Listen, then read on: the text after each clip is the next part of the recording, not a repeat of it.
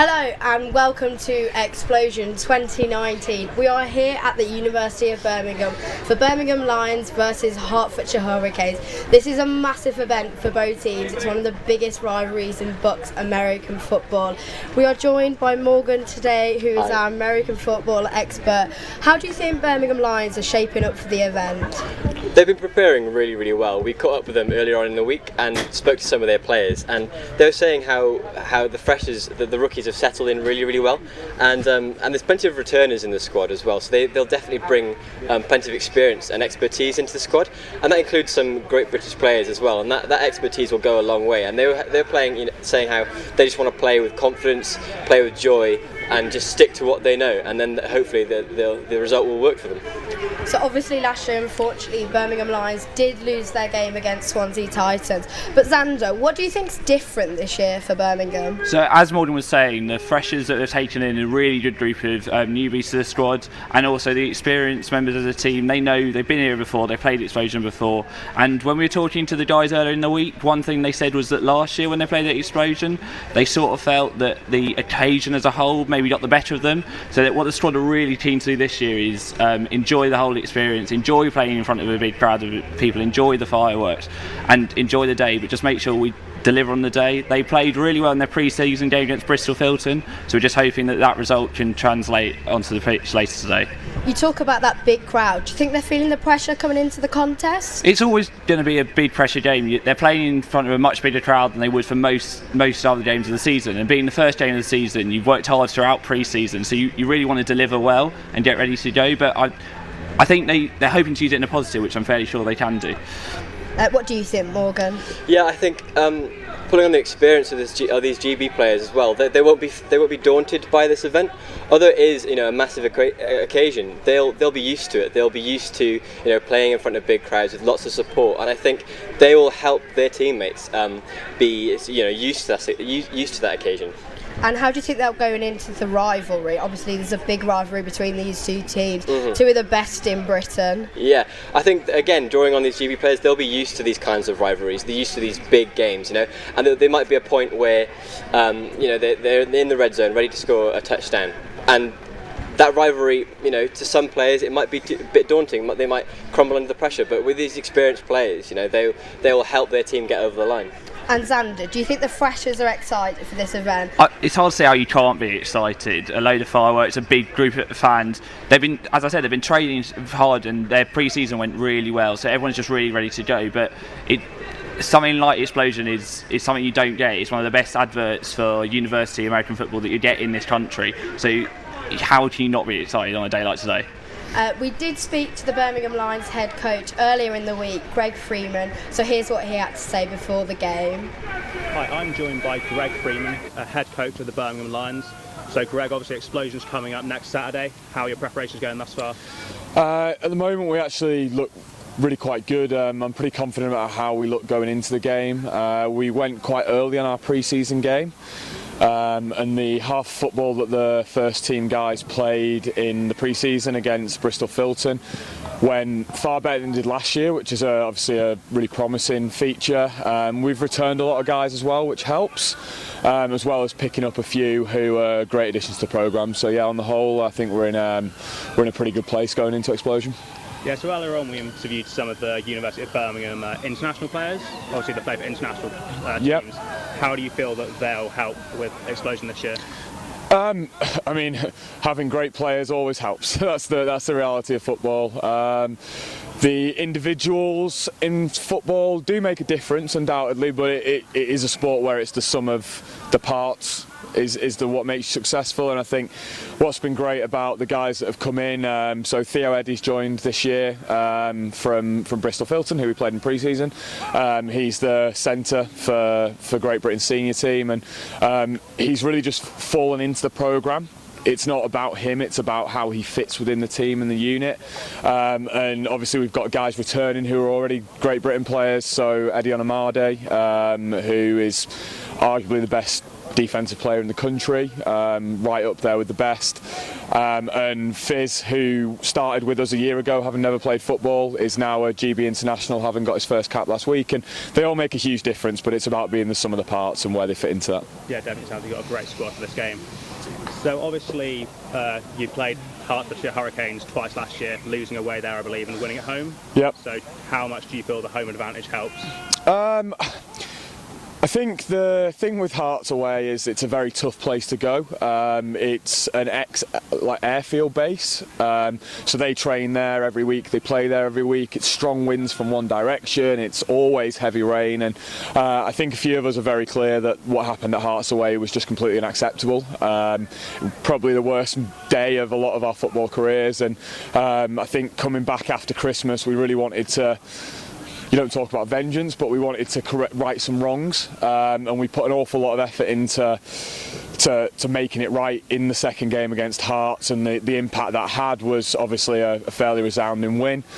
Being at home always helps. It means you have better preparation, means you don't spend 3 hours on a coach beforehand, but ultimately it's about the way you prepare for any game, and in that game away we were underprepared, and in the game at home we were arguably overprepared, and I think it showed in the result.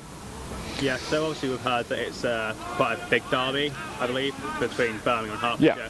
How much work have you sort of spent on mental preparations, making sure that players don't maybe get too into the game? Can you understand what I mean? Yeah, absolutely.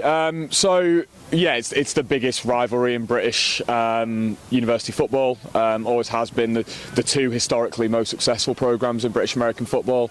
The two teams that have been in the Premiership for the longest and competing at the top level for the longest. And it is easy to get caught up in that. It's something that, as an ex-player myself, like, it was always days against Hearts that were the best to play in, the ones you look forward to. But realistically, when you play Hearts at Explosion, it's more about controlling the Explosion effect than it is about controlling the Hearts effect. We'll focus and we'll prepare for Hearts like we would on any other day, ideally as well as we did for the game last year in the second half of the season.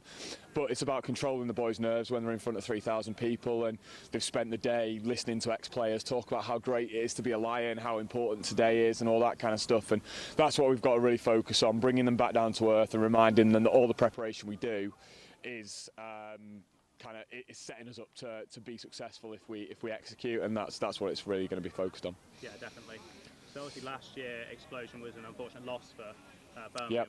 What do you feel like you've taken from that game that you're going to apply this year to hopefully make sure that doesn't happen again?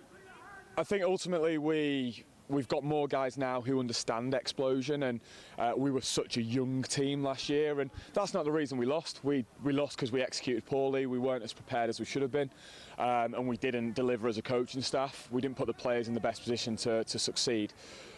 This year we're putting the guys in a better position to succeed, in my opinion. Everything that we're doing is geared towards correcting wrongs of last year, and one of those is executing an Explosion in front of that many people. So I feel confident that as long as we work better as a staff, the players will respond to that. They'll be more used to the environment, and therefore they'll find it easy to deliver what we need them to deliver on the day. Yeah, definitely. So we were talking to the captain, interviewing him, and he was speaking about the hashtag more than the game. More than football, yeah. Football, yeah, sorry. So would you mind sort of talking us through that, stepping away from Explosion for a second? Yeah, absolutely. I think ultimately university sport, we take American football very seriously. Like it's taken strangely seriously, more seriously than most sports are generally, and you get a great buy-in from the people and they give an awful lot to the programme. But you come to university to get a great education, you come to the University of Birmingham and live under the clock tower for the education and what it sets you up for in life. And as much as winning games is nice and losing games sucks, I think there's certainly more to it. We want to build out the concept that we're setting up the best group of graduates we possibly can. We want them to go away and for the best men at their wedding to be football players, and the weddings and the days of their lives in the future to be surrounded by Lions like it has been for most of us. And that's why it is about more than football, and we want to win games, we want to win championships, but undoubtedly if the guys come out and they've been successful and they go on to earn more than they would have done for not being a Lion, then we are in that position where we've achieved that more than football philosophy. Okay, so I'm here with Tom,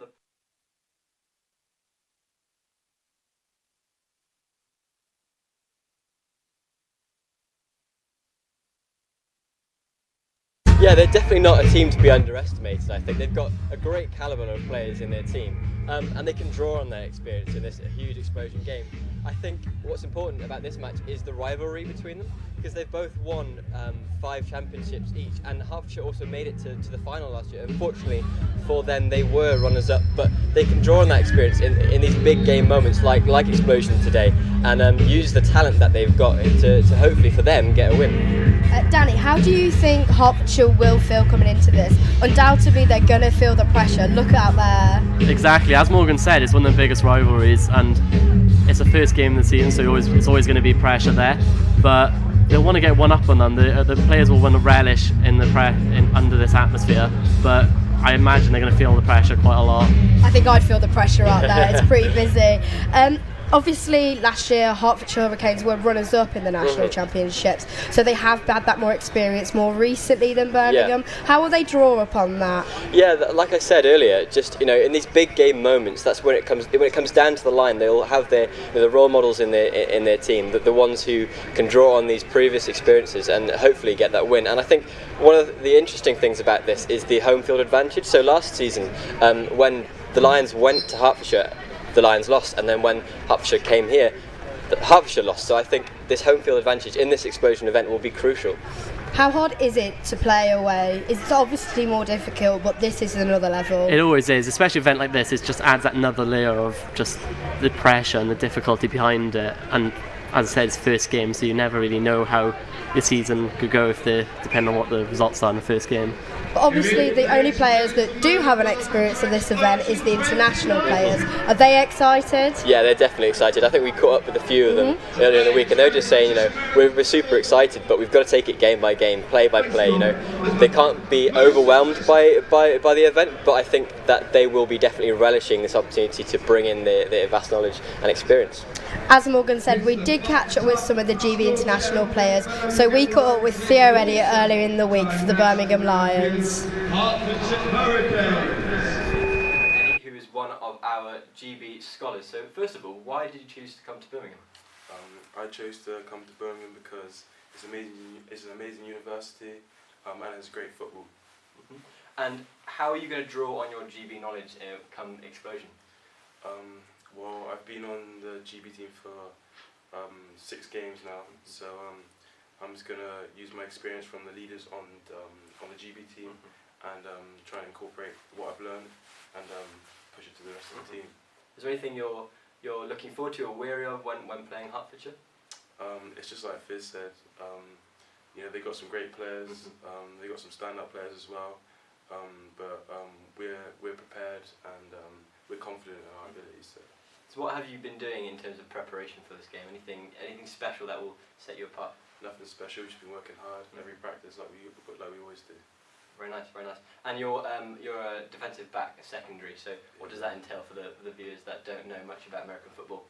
So my job is basically to cover the receivers, to mark the receivers, and they're the guys who catch the ball.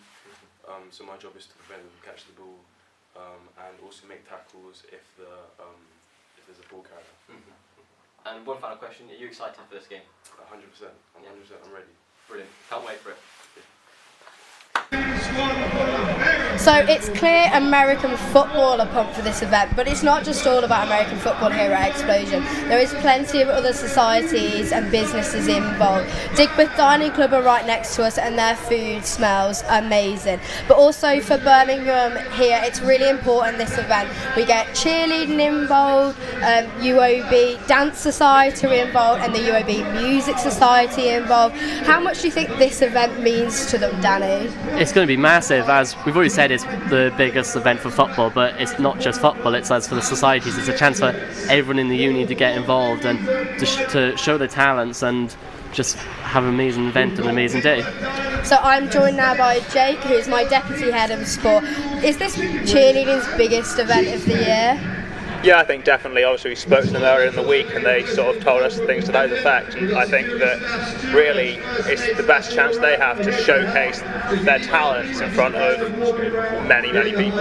It's the same for the music and the dance. Do you think they'll be nervous? Yeah, I know there's sort of an element of nerves that comes in performing in front of such a large crowd. And obviously, given the weather today, I imagine that will probably make them a bit more worried in terms of like how cold and stuff it is. But Yeah, the conditions aren't the best, but we're going to carry on anyway, aren't we, Dan? Yeah, nothing will stop us here. No, not a little bit of rain. So cheerleading, they performed this incredible half-time performance, which lasts about 6 minutes, and everyone comes down for it. We caught up with their media rep, Lily, in the week, and this is what she had to say before the event. Student research into emerging black culture and sexual harassment that some students may face during their time at university. So, do you think American football, they enjoy everyone else coming down to their event? Yes, I imagine it's going to be a big event. They love it. It's always good to have a big crowd coming to watch you at a game, especially a game like this. It's good for them because they feel like everyone's an integrated part of their event, don't they?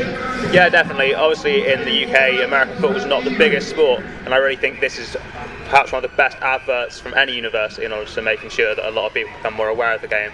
And it's good for Birmingham University as well because we love how everybody a part of it, don't we? I love it. It's every year I've been there. I'm in my final year this year, and it's always a big turnout. You always see everyone from every society, every course coming to watch the game. It's always a good place to come together and just watch a bit of football.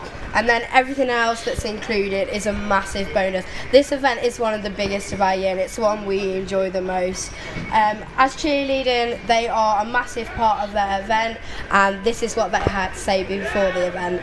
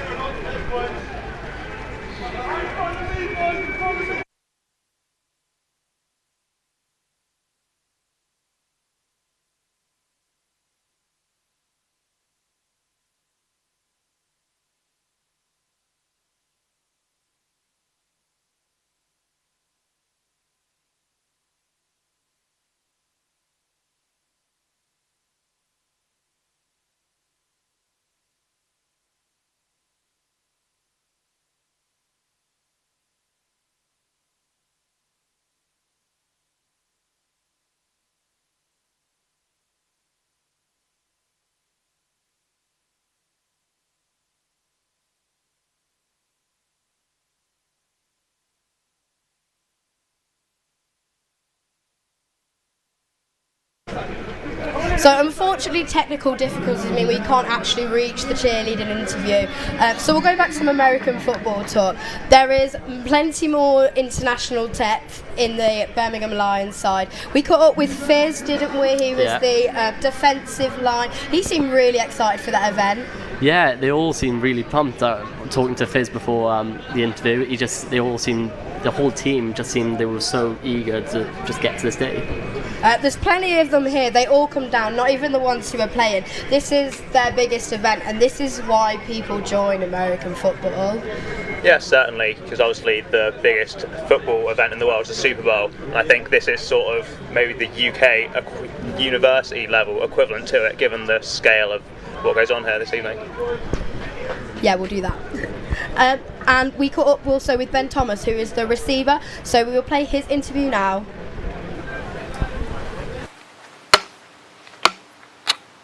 Hello, so we're here with Ben, fourth year receiver for the Birmingham Lions. How are you feeling for Explosion? Yeah, I'm really excited. I'm in fourth year now, so this is my fourth Explosion. So I should be a little bit more used to it. But yeah, as excited as ever. The whole team really pumped up. Training has it been noticeable with how big the game is especially against Hertfordshire Hurricanes? Yeah, so this is our first game of the season, so we've got that kind of added spice. There's the start of the year this year. Explosion is usually our first home game, and Hertfordshire is a kind of really long-lasting rivalry. Lots of history involved there. So yeah, we're all ready. We've been preparing for a while. We've had a lot of training sessions in already, so it's exciting. So as I said, you're a receiver. For those who will not understand much about the sport, could you explain a little bit on what a receiver's role is in the team? Yeah, so our main job is catching the football from the quarterback. So the quarterback is the guy who throws the ball. the guy using all the high school American high school stories and things like that. So we're the guys that catch it from there. There's typically 3 or 4 split out wide. So we're the kind of quick, speedy guys who get in and out of our cuts and try and catch the ball for a touchdown is the plan. Nice. You're saying that, so that's the 4th year. Is this your final year in xpLosION? Yeah, that's the plan. That's the plan. I felt like last year was probably going to be my last one. I came back from Masters, so we'll see. But Can't leave. Yeah, can't leave a place. Gotta leave on a sweet note. So as a 4th year, have you seen your role throughout the? Because you've said, as we talked a bit before the interview, that you've been in the team since 1st year.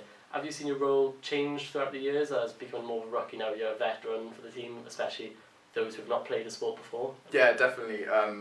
Obviously, with a sport like American football, unlike rugby, football, most people don't play it in school, so the majority of people that come into our team haven't played before. So as you get older, you've definitely got a lot more responsibility coaching those guys up, teaching them how to play the game, how to make the right decisions and learning their positions as well. So I've definitely gone from a player who had no idea how to play to hopefully having a bit more of an idea of how to play and then passing that on to the younger guys coming in now as well. All the best. Hopefully last year you really finish on a high after last year's defeat. But go Birmingham Lions. Thank you very much. Perfect. And we are back with the Burn FM pre-game show. We are on our final build-up to the xpLosION now. It's looking pretty hot out there, isn't it?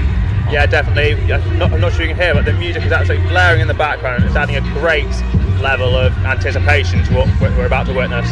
Danny, what's your prediction for the score today? I think I'm going to have to say a Birmingham win, but these are both brilliant teams. It's going to be very tightly contested. It'll be an amazing game to watch, but the Lions will come out on top. Jake? Yeah, I think I'm definitely going to go for a Birmingham win, given the obviously home crowd support, and speaking to the players, they seem very confident. Birmingham Lions, they've put everything into this, but they're undoubtedly feeling the pressure today. Yeah, exactly. It's going to be home game, first game. It's going to be a lot of pressure. Everyone's going to feel it. I'm feeling it. I'm not even playing. How do you think they'll play with that pressure? Because obviously mental game in sport is everything. Yeah, I think it'll sort of go one or two ways, because I think the sort of nervousness might actually play into them being better, if anything, because they've sort of got that pressure on them to make sure they perform well, which I think may motivate them and keep them focused on the game. They sounded pretty confident though in their interviews. They have their game all together by the sounds of it. Yeah, they said training's been hard but good. They seem confident the training's gone well. It's been not plain sailing in training, so I'm guessing that they're going in as confident as they can be. So I think they're going to have a fun game. They can maybe win this, yeah. They seem like they have a good team culture around them, that a lot of the players are used to this environment, which is crucial, isn't it? Yeah, I think so. Speaking to them, I think they said a lot of the players had the experience from last year where they unfortunately lost, and I think they can take that on board and maybe learn from that experience in order to make sure that this year they're 100% where they need to be. And have you watched xpLosION before? Are you excited for this event more importantly? Yeah, it's my 3rd and final year, so I'm excited. Like after last year's loss against the Swansea, I think a lot of them will want to rectify that loss for a home win. For many of them, this is their last year. This is their last one, yeah. So it will be going out, putting the wrongs to rights. Yeah, going out with the best. Obviously, Swansea wasn't the best year last year. Do you think they can bounce back this year? Looks like they have everything in place too. Yeah, definitely. Of course, it's probably quite difficult to come back mentally from losing in a home game in front of so many people. But I just think, as I said earlier, that will give them the motivation that they need to make sure that they're at the top of their game this year. And obviously the production is all set. It's an amazing event, isn't it, that we're super proud of here. Oh yeah, every year it just seems to keep getting better and better, and this year just seems to be topped off. And so we are ready now to hand over to our commentators. We wish Birmingham the best of luck, but we'll hand over to Matt Walker and Carl Wilkinshaw. Thank you very much, guys. Fantastic pre-game show, and even though the weather's a little bit damp, the atmosphere is electric here at the University of Birmingham this afternoon. I am Matt Walker, and I'm alongside my co-host, as ever, Carl Walkinshaw. Afternoon, Carl. Good to see you, Matt. It's xpLosION. It's time for the University off. The season is about to begin formally, and this event is going to be fantastic. So we were with the opening day of the university season last week in Nottingham, and this week we turn our attention to the University of Birmingham, their annual xpLosION event, which promises to be a real spectacle, if not through the air, then definitely on the ground and defensively. Expect to see lots of action here this afternoon. Carl, we heard from the pre-game about the preparations that the University of Birmingham have made and the fact that they are one of the perennial winners, if you like, in British university football.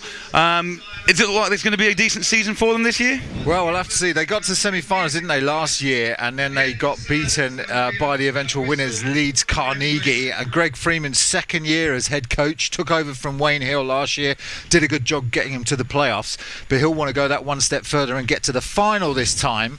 Hertfordshire, on the other hand, they got all the way to the final and finally beaten by Leeds Carnegie, who ended up being the champions, and we commentated on that game, Matt, which was a great game in Loughborough. And so both these teams will want to come out and make a statement early on. So here we go then, as you can see on the field. There's a minute's silence currently ongoing.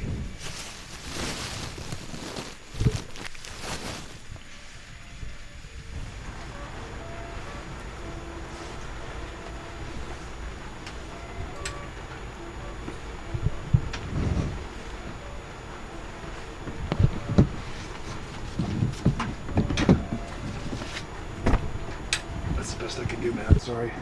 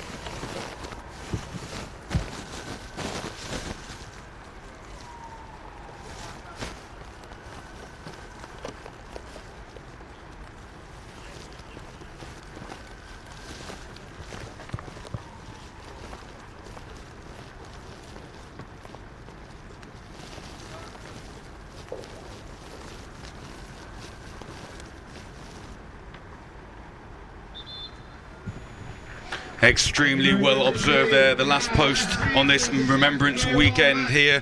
Very poignant scenes with the rain streaming down here, Carl, and as I mentioned, very well observed by all the people that have braved this weather this afternoon. Absolutely, Matt. Could have heard a pin drop here, and a really nicely observed as we get ready for this game.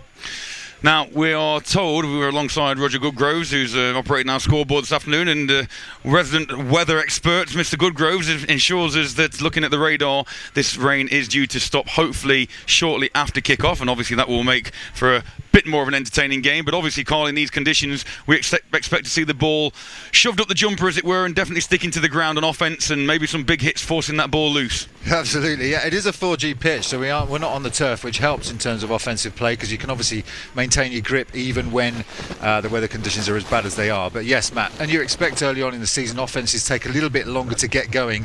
Early on in the season, you expect defences to dominate. We've had some low-scoring games so far. These two offences will progress throughout the season, but yeah, I think we're expecting run, we're expecting heavy hitting defence and some turnovers as well. So some players to watch out for from the Birmingham's standpoint. On defence, Eddie Onamada, number 2 DB, second youngest player to earn his GB cap, currently on 6 caps at the age of 21. He's a University of Birmingham sports scholar from the Filton Pride, and he also plays in the GFL 1 for the Potsdam Royals. Also played in the Uni All-Star game. Will Freeman, another DB, number 5 to look out for, ball hawk and all-round athlete. We'll go through a number of these guys as we progress this afternoon, Carl. But obviously, as you can see from the screen there, Hertfordshire are kicking this one off, and they will be kicking from left to right as you look on your screen. The Lions in the form of number 2 back deep to receive. We're in a relatively difficult position to call this one. We're relying on screens due to the weather in the corner here, but the game in xpLosION 2019 is underway, and fake little bit of trickery on this initial kickoff, and the ball is kept and run out to the right hand sideline where the man is still on his feet, and that is Onamada. Spoke about him early on, right at the beginning, and he remains on his feet up and past midfield, and that's a fantastic pick your way through the Hertfordshire special teams, and it'll be University of Birmingham first down. Yeah, they threatened the reverse back here when the ball hit on the goal line, really. They threatened the reverse, they didn't go for it, and Onamadi makes a nice return to open his account as the red-shirted Birmingham Lions come out for this first series. So he made that change to red shirts about 3 years ago, and it's done them well. They look good, and they look like a team ready to play. So the Lions on offence, led by quarterback Rohan Sandhu, a former junior product of the Lions, the Birmingham Lions junior team, under 19 team, and he will set to work with those 3 receivers to the right and 1 down to the left. And initially the ball is handed on off, as you would expect, and it's a run to the outside, picks up positive yardage, and he's still on his feet for what looks to be first down yardage, and that's number 28, Lewis Akatenga. Yeah, Akatenga running out. So they run with trips to the right-hand side in a pistol formation, hand the ball to Akatenga, and he makes a nice opening run. It's a big, strong runner, difficult to bring down. Penalty on the field, though. So it's going to be a holding penalty. It's going to push him 10 yards back there, Matt, on first down. It's going to be difficult conditions and very easy to grab in these conditions. But what seemed like a positive play is going to be dragged all the way back. It's going to be first down and long. At first and 19. You may be new to watching American football if you're on campus watching somewhere, and we'll try and run through the basics of the game as we go this afternoon. Sandhu at quarterback once again. 2 receivers to his right this time. Akatenga back deep, and he drops back to pass on first down and flings the ball out to his right side, and that's in and out of the hands of his intended receiver, and that's number 12, that's Ben Thomas. Thompson Shaw in great position there to knock the ball loose, the Canes defensive back, and obviously difficult to make the catch with the wet conditions anyway, but if you add on Thompson Shaw being in good field position to make that hit, that ended up incomplete. So second and long, maybe a surprise to see them go to the air in these conditions, but at the same time they've got to keep that defence on his call. You're going to have to play in wet conditions, in cold conditions, if you play university football. We don't play during the summer, we play in autumn, we play in the winter, so you better get used to it, and the Lions are coming out and saying, all right, let's give it a go. To be fair, Carl, if you're playing football in the UK anyway, even if it is the summer, it's likely to be cold and wet. So second and 19 for Sandhu and the Birmingham offence. 2 receivers either side this time for him. And this time does hand the ball off, and there's a trap play up the middle of the field, and the runner this time, number 27, that's handed off to Elliot Walters. Elliot Walters of the Tamworth Phoenix of Great Britain, been instrumental and fantastic in his outing so far for the domestic game. Jake Channer needing to rally and make the tackle on that one. Defensive back coming up with a big hole for that slashing runner, long-legged runner. And nice gain on that play. So that will be third and long. It is inside the original 10 yards, but it's still going to be third and about 8. So see if the Lions can convert on this initial third down. Really important if you can convert on third down, and the Hurricanes will be wanting to get that offense off the field as quickly as possible. So here we go then. Sandhu with man in motion. The man in motion comes right across, and it's Walters again who is snagged after a pickup of a couple, and it'll bring up fourth down Lions. Yeah, nice play there from the play of Jason Soten coming in to make the tackle for the Hertfordshire Hurricanes and denies the Lions first down. See what they do here. This is kind of typical position, either to go for it on fourth down or maybe some kind of fake punt. You might say it's a bit early for that, but we'll see what sort of coaching Greg Freeman wants to throw at this. So as they huddle up, big decision time. Indeed, 4th and 4, quite correct. Like you say, it's a strange field position, too far really to attempt a field goal.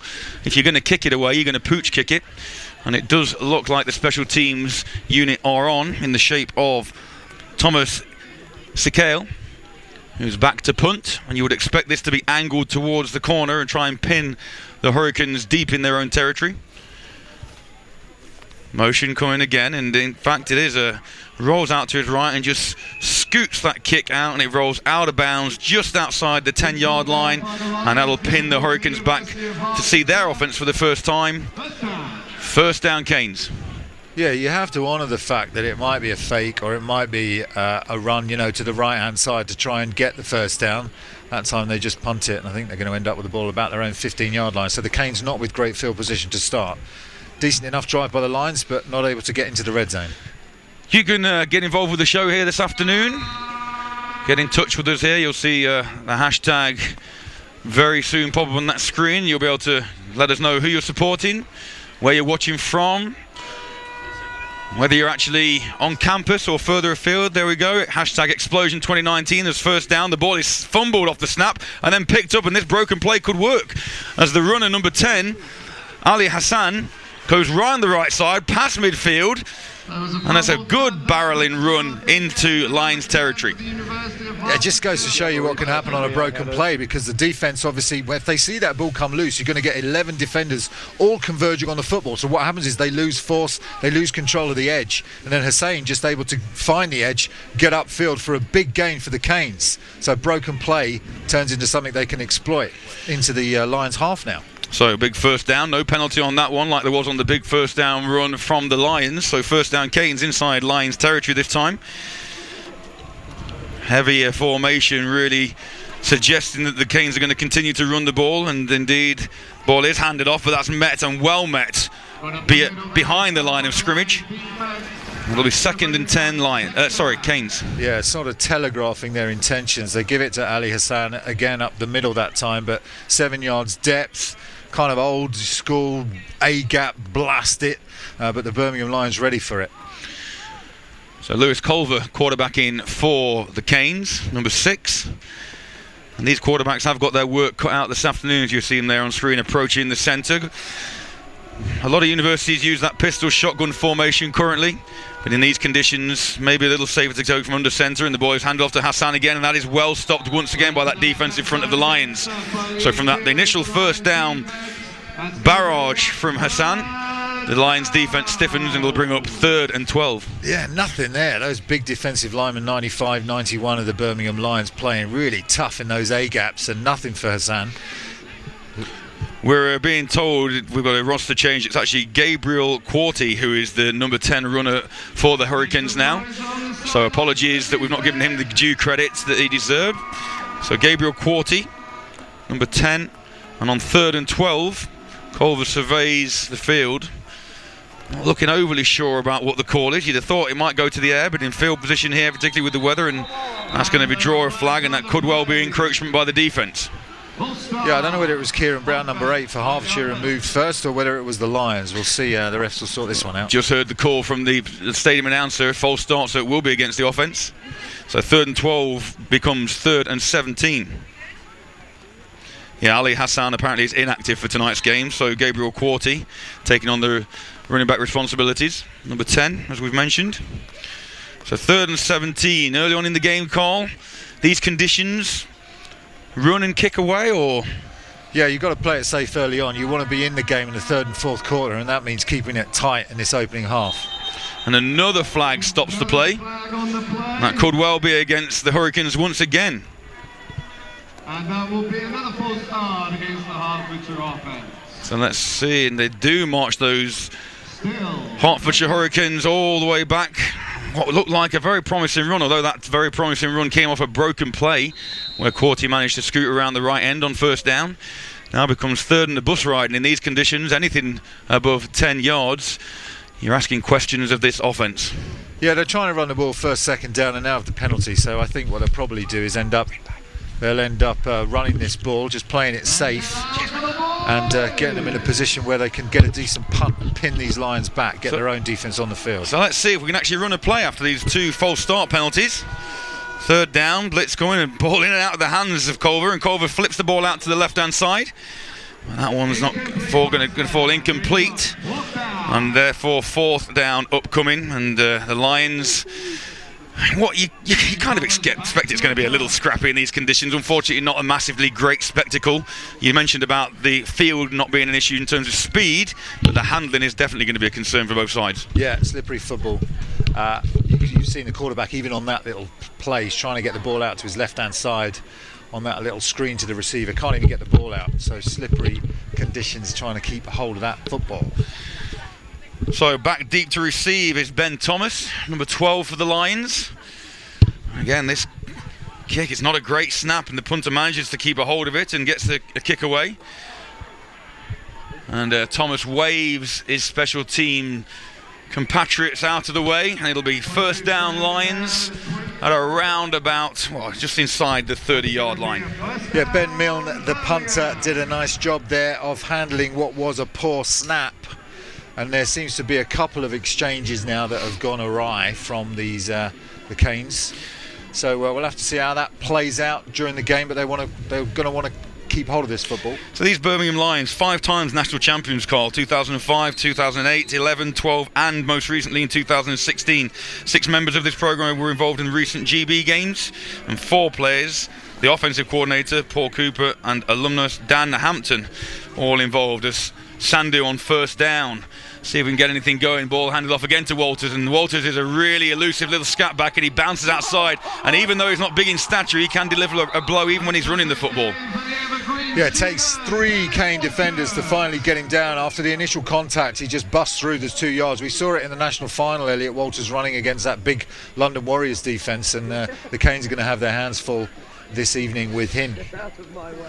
So that will be a first down run on first down, and if, as we saw in the recent, it's going to be second down, actually second and short it is. Say vantage point not ideal for us this afternoon, so we may get the odd down and distance call not as accurate as we normally do. So second and 1.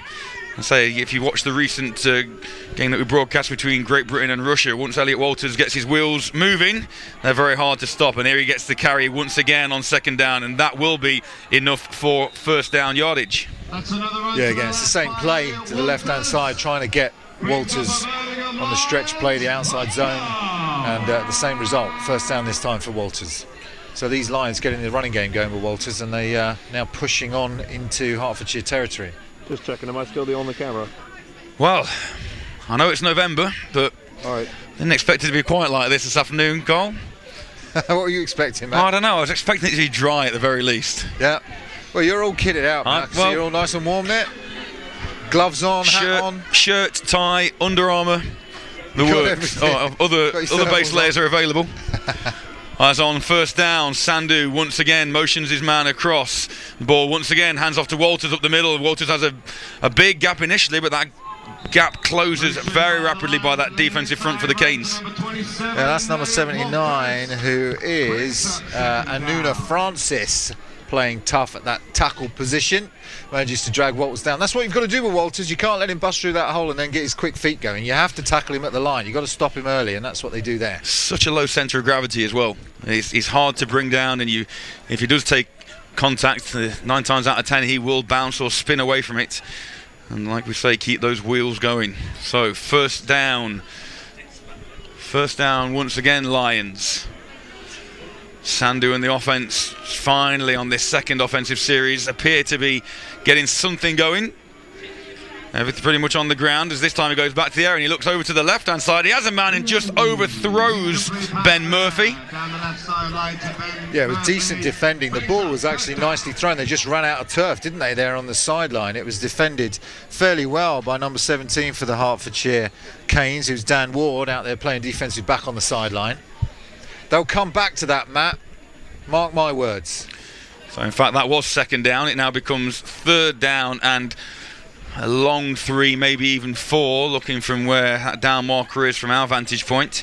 And you'd expect them to go back to the trusty legs of Walters as he lines up straight behind Sandu, and there he does indeed get the ball again in. Finds a gap off left tackle. Manages to pick up a first down, but there is a flag on the play. And ordinarily, when you see a flag on a play like that, that's coming back for 10 yards.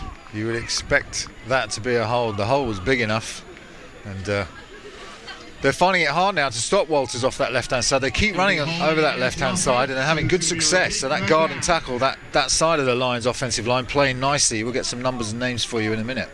We mentioned in commentary last week we saw the Stirling Klansmen come down and possibly a little bit of a surprise result, beating the University of Nottingham. But we mentioned in that one that was both teams' first outing of the season, and there's a little bit of rust, isn't there, when you're playing your first competitive game, not only in these conditions but even when it's dry. Teams have got to sort of get into the rhythm of the season and wipe off these ill-disciplined penalties such as the holds, the false starts, the encroachments on defence. Let's see on 3rd and 14 whether or not Sandu can find the necessary yards to move the sticks. And he goes back to the air again, looks to his right, and he flicks the ball out to Walters, and Walters manages a great hands grab, and it sounds like a daft thing to say because that's what you catch the ball with, but in these conditions, very tricky. Looks like a... Yeah, that was a really nice play because they ran trips to the right-hand side, and then what they do is they run off the defenders. They send all the receivers deep, and then they run Elliot Walters out into the flat, try and get it complete. But number 10 for the Hurricanes defence, who's having a really good game so far, made a nice tackle on that one to bring Walters down in space. We can only assume that number 10 on the defence is the same as number 10 on the offence, and that's Quarty once again, playing Iron Man football. Still can't beat a bit of Iron Man ball, playing both ways, offence and defence. And this one's whistle's dead before Thomas Sakale can get this one started. Timeout Birmingham. And it has been called a timeout by the Lions. So really, Cole, 2 offensive possessions for the Lions, 1 for the Hurricanes, and you know, you kind of expect this sort of thing. Yeah, you do early on. We had our NTU had their opening game on Sunday. We had a difficult game against Warwick. Ended up losing 11-7. Very defensive struggle, battle, you know, all the way through. Just that one touchdown making the difference. And you know, you do expect that early on. It takes a while for these offenses to get ready, not least because the pre-season for these university teams is so truncated. They get back in September and they play their first games end of October, beginning of November, as we've seen, and you have very little time to prepare. So, 4th down once again. Hurricane special teams unit just about to come onto the field. All being well, we've got all sorts of bits and bobs going on tonight. Hopefully at the end of the first quarter there's going to be a dance performance by Buds. You, Matt? No, well, in your 49ers gear? Well, I've got the wrong shoes on. I've got the wrong shoes on, really, to be fair. But yeah, end of the first quarter, all being well, the Buds team will be out performing as Sakale rolls to his right again and hoofs this one into the corner. It's fielded, but it's it, and now the ball's loose, and that ball is a live football, and it's dropped on by a red shirt, and where he's dropped on it is in the end zone. So the conditions all play into the hand of the Lions, and we get our first touchdown of the afternoon. Wow, what a horrendous error by the punt returner on that one. He's going to want that one back. They just go for the pooch kick. You can see here on the replay, 14 has a look, there's nothing there, so he dumps it over the top. Now this, he calls for the fair catch, then fluffs it, so that's a live ball scrambling around to get hold of it, and it's recovered in the end zone by number 2, I believe, who is Edward Onomadi. So Onomadi with the opening touchdown for these Birmingham Lions. And actually today, when you try and consider how the result of this one is going to go, you've got to try and think to yourself, it may be the team who minimises the mistakes who runs out as a victor. Yeah, and Birmingham Lions are always very well drilled. They're a good programme and they will exploit every error you make. You know, they practice broken plays. They practice, the defenders will practice causing fumbles, causing turnovers. But that's just a horrendous mistake. The coaches are going to speak to that punt returner and say, well, you just cost us 6 points. You owe me a return. So Tom Peplow is the holder, holding for Ben Thomas, who will try and add the extra point. And again, this isn't as easy as you might think. It's difficult enough to get the centre holder exchange right, but in the wet it becomes even more tricky. But Thomas gets the ball up and through, and that is good. So our score here at the University of Birmingham, Explosion 2019 are the Birmingham Lions 7 and the Hertfordshire Hurricanes 0. Get those tweets coming in. Let us know what you think of this opening quarter. That one mistake by the Canes being punished now by these Birmingham Lions. Are you supporting Birmingham today? Obviously, there's lots of support here because it's a Birmingham game, and even though the rain's coming down, I can see on the embankment there, Matt, lots of support here. You can just see on the screen, you can see those shadowy looming figures in the background. Well, those are all students that have turned up to watch the game here tonight. It is beautifully lit. There's great floodlit pitch. The pitch is in great condition, and it is a hell of an event. It's just a shame that the weather has turned out the way it has. Well, if our resident forecaster is anything to go by, this rain should abate, and then if you are on campus thinking whether or not to come down, then do come and join us, make the atmosphere even louder for the home team Lions.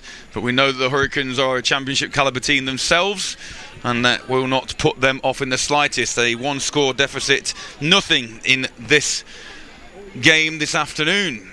So let's see whether or not the special teams unit from the Canes can rectify that last mistake and secure possession and give their offence decent field position for what is only their second possession of the afternoon. Yeah, absolutely right, Matt. The offence really hasn't had a chance to make any impact at all yet in this game. but they will want to get going. So I mentioned about the Buds performance. Hopefully at the end of the first quarter, we've got the Birmingham Lions cheerleaders at half-time coming up. And then hopefully at the end of the third quarter, the University of Birmingham Music Society, should the weather allow. So this one is fielded, and the runner stays on his feet, bounces to centre field, and then comes back out and is wrestled to the sideline. And it will be Hurricanes first down from there. It's Corti again on the run, and he's having a big game at the moment. Hearts number 10, Gabriel Corti. He's playing defence, he's playing running back, he's playing returner, so they clearly want to get him in the game, and to all intents and purposes he's going to be one of their star players this season who wants to make an impact early. If you're a regular viewer to Onside Productions, you'll know that we have a variety of camera angles. Unfortunately, the weather playing havoc with our main camera at the moment, so which is why we've got this slightly different angle from normal. We'll try and get that back up as soon as we can, and I'm informed that we should be able to do that even on this next play. So, 1st and 10 for the Hertfordshire Hurricanes. All right, don't come back to me for a second, though. And once again, Lewis Culver brings his team to the line of scrimmage, this time from the shotgun formation rather than under centre. Ball handed off. That is swarmed immediately as the runner, who this time is Adekola Adesona, picks the football up. He's met by 3 Lions defenders. Yeah, Fiso Alakoya for the Birmingham Lions coming in there, I believe, and making a great play there from defensive tackle position. They're a big defensive line, and they're playing very, very well at the moment. Nothing for this Canes running game so far. And it just shows you, Carl, as well, Fizz, the D-end you just talked about, only started playing the sport last year, and it's the second year he's had such a meteoric rise in the sport. He wanted to play basketball originally, but sold on seeing the programme here at the University of Birmingham, and already being recognised as a GB international and dominating the league for the Tamworth Phoenix. So just shows you don't need a lot of experience. As we mentioned him, the ball squirts out, and that's going to be a turnover. And it was Fizz once again who applied the pressure, and unfortunately Adesona couldn't take that pressure. The ball squirts out, and the second turnover of the afternoon. Here we go, Carl. So here's the turnover. You can see Fizz comes through and just rips it out of the quarterback's arms, Lewis Culver, and I think it's number 8 that recovers this one. And that is Rowan. That's Rowan Hancock, who recovers the football for the Birmingham Lions. So the Lions, off the back of great play of Okoye, now with fantastic field position. And in business again inside the red zone. Red zone in American football is anything inside the 20-yard line, the way that you're attacking. So they've got 1st and 10, and you would ordinarily think from this position, particularly with the weapon of Walters in the backfield there, Sandu and that offensive line can possibly just pound this rock the 13-14 yards they need as we signal, and that could even be the end of the first quarter. Let's just wait for our signal from the official. And it looks like the way that they are marching that football, no, maybe not. Marching the football back 5 yards. Yeah, scoreboard says Birmingham 5, Hertfordshire 0, but in fact the score is 7-0 in favour of the hometown Lions. So yes, the ball was spotted at the wrong place, looking at where the down marker is. Although the chains aren't up on that far side either, Carl. So it's first down outside the 10-yard line. So whether or not there was some sort of infraction. Walters is stood up and met in the backfield by Akin Aina, known as Easy SA. Anything you can do, I can do better, say the Canes. Come straight through the A-gap and blast Elliot Walters. They've had a couple of shots at him.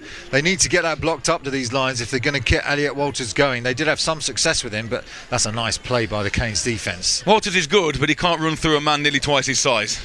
Yeah, and the Canes defence will be saying to themselves, all right, we've seen what the Lions defence can do. Can we step up? Can we defend our goal line tenaciously here and maybe even get the ball back? They're going to want to play from their number 10, Corti. Let's see what he can do. So it's second down from outside, 2nd and goal from close to the 20-yard line as Sandu goes up top looking for a man. There's no one there, and there's another late flag comes in there, as you can see to the left-hand side of your screen, and that could be holding against the defence. Well, that ball just was squirted out of the quarterback's hand, and Chad Walren, number 33 for the Hertfordshire Canes defensive back, had a chance maybe if he dived for that to make a pick. We'll see what the penalty is. Shows how difficult it is to try and throw the ball in these conditions. Here's Brian Yates. Indeed. Pass interference against the offence. Can't hear referee Yates at the moment, but obviously one of the receivers gained an unfair advantage by pushing, holding maybe one of the defenders, and as a result the Lions go even further back. I wonder what is in American football history, and we've got Mr. Boswell alongside us as well. What's the longest ever goal to go situation? I wonder because obviously at the moment we're now on second and goal, but we're outside the 20. Anybody wants to do a little bit of research in them, you can see we're outside the 30. We're on about the 34-yard line, and it's goal to go. Second and goal from the 34 as Walters, on a little bit of a draw play there, gets back to the original line of scrimmage, but no further. That'd be a good trivia question there. What's the longest goal to go scenario? Yeah, tweet us in, hashtag xpLosION with an X, xpLosION 2019. Let us know. What do you think? Can you answer Matt's trivia question? That whenever we can't answer it, we just say we throw it open to Absolutely, Twitter. absolutely. I don't know why, but my camera randomly... So here we go then. Third and goal from the 33-yard line. You're really just once again hoping after that big momentum swing on the turnover by Fizz, all really the Lions are hoping for now is to pin the Canes back unless there's another broken play, or maybe even they'll look to try and use that special teams punting unit as Sandu drops back, and now he's pressured to his right and he steps back to his left beautifully, and now he takes off. He's holding that ball a little insecurely, and not about those 5 points of contact, but he manages to get positive yardage before he's dragged down by Jack Channer. But that will bring up fourth and goal. Yeah, defensive line for Hertfordshire come blasting through, but it's if you don't break down, you can see it here. 79 doesn't do enough to break down, and they lose contain on the side, on the edge, and the quarterback able to escape and run does Rohan Sandu, and he's got some good wheels when he gets going. Keaton and Kona Francis with the pressure and forcing Sandu out of the pocket there on third down, and that will be the end of the first period here at the University of Birmingham. xpLosION 2019, and our score is the Birmingham Lions 7 and the Hertfordshire Hurricanes 0. The football wanderer has tweeted in. What you got? He's from Nashville, Tennessee. Oh, yeah? He says, supporting the Lions from out here in Nashville, Tennessee. He's celebrating the touchdown of the Birmingham Lions. Burn FM have braved the arduous conditions to help provide pre-match and half-time coverage today here at the match. And here you can see running on at the end of the first quarter are the Buds dance troupe, who are going to be entertaining the brave masses who have come out on this Saturday evening. This is as close as I can get, guys. Worth mentioning as well, there is a Lifting the Lid program here run by the founder Wayne Drew, and the aim of Lifting the Lid is to encourage the American football community to help change the stigma that continues surrounding mental health. With the Britball community supporting this cause, we can show our solidarity with those suffering with mental health issues and encourage them to lift the lid so they can talk about their issues freely and confidently and ask friends, family and teammates for help. By talking about mental illness within our sports teams, social groups and families, we breed a society where people no longer feel isolated. We normalise it, we accept it, we create a basis for change, we create a foundation for recovery. Many teams within the UK have shown their support for sufferers of mental health issues by wearing the I'm Fine decal. Wearing that decal symbolises that the wearer offers themselves as an emotional outlet for sufferers in an attempt to encourage sufferers to talk about their mental health issues. For anyone interested in supporting the campaign, search Lifting the Lid on Facebook and look for the I'm Fine decal. Fine decals and t-shirts are also available for sale on the Football America website. Let's enjoy now at the end of this first period the performance by Buds.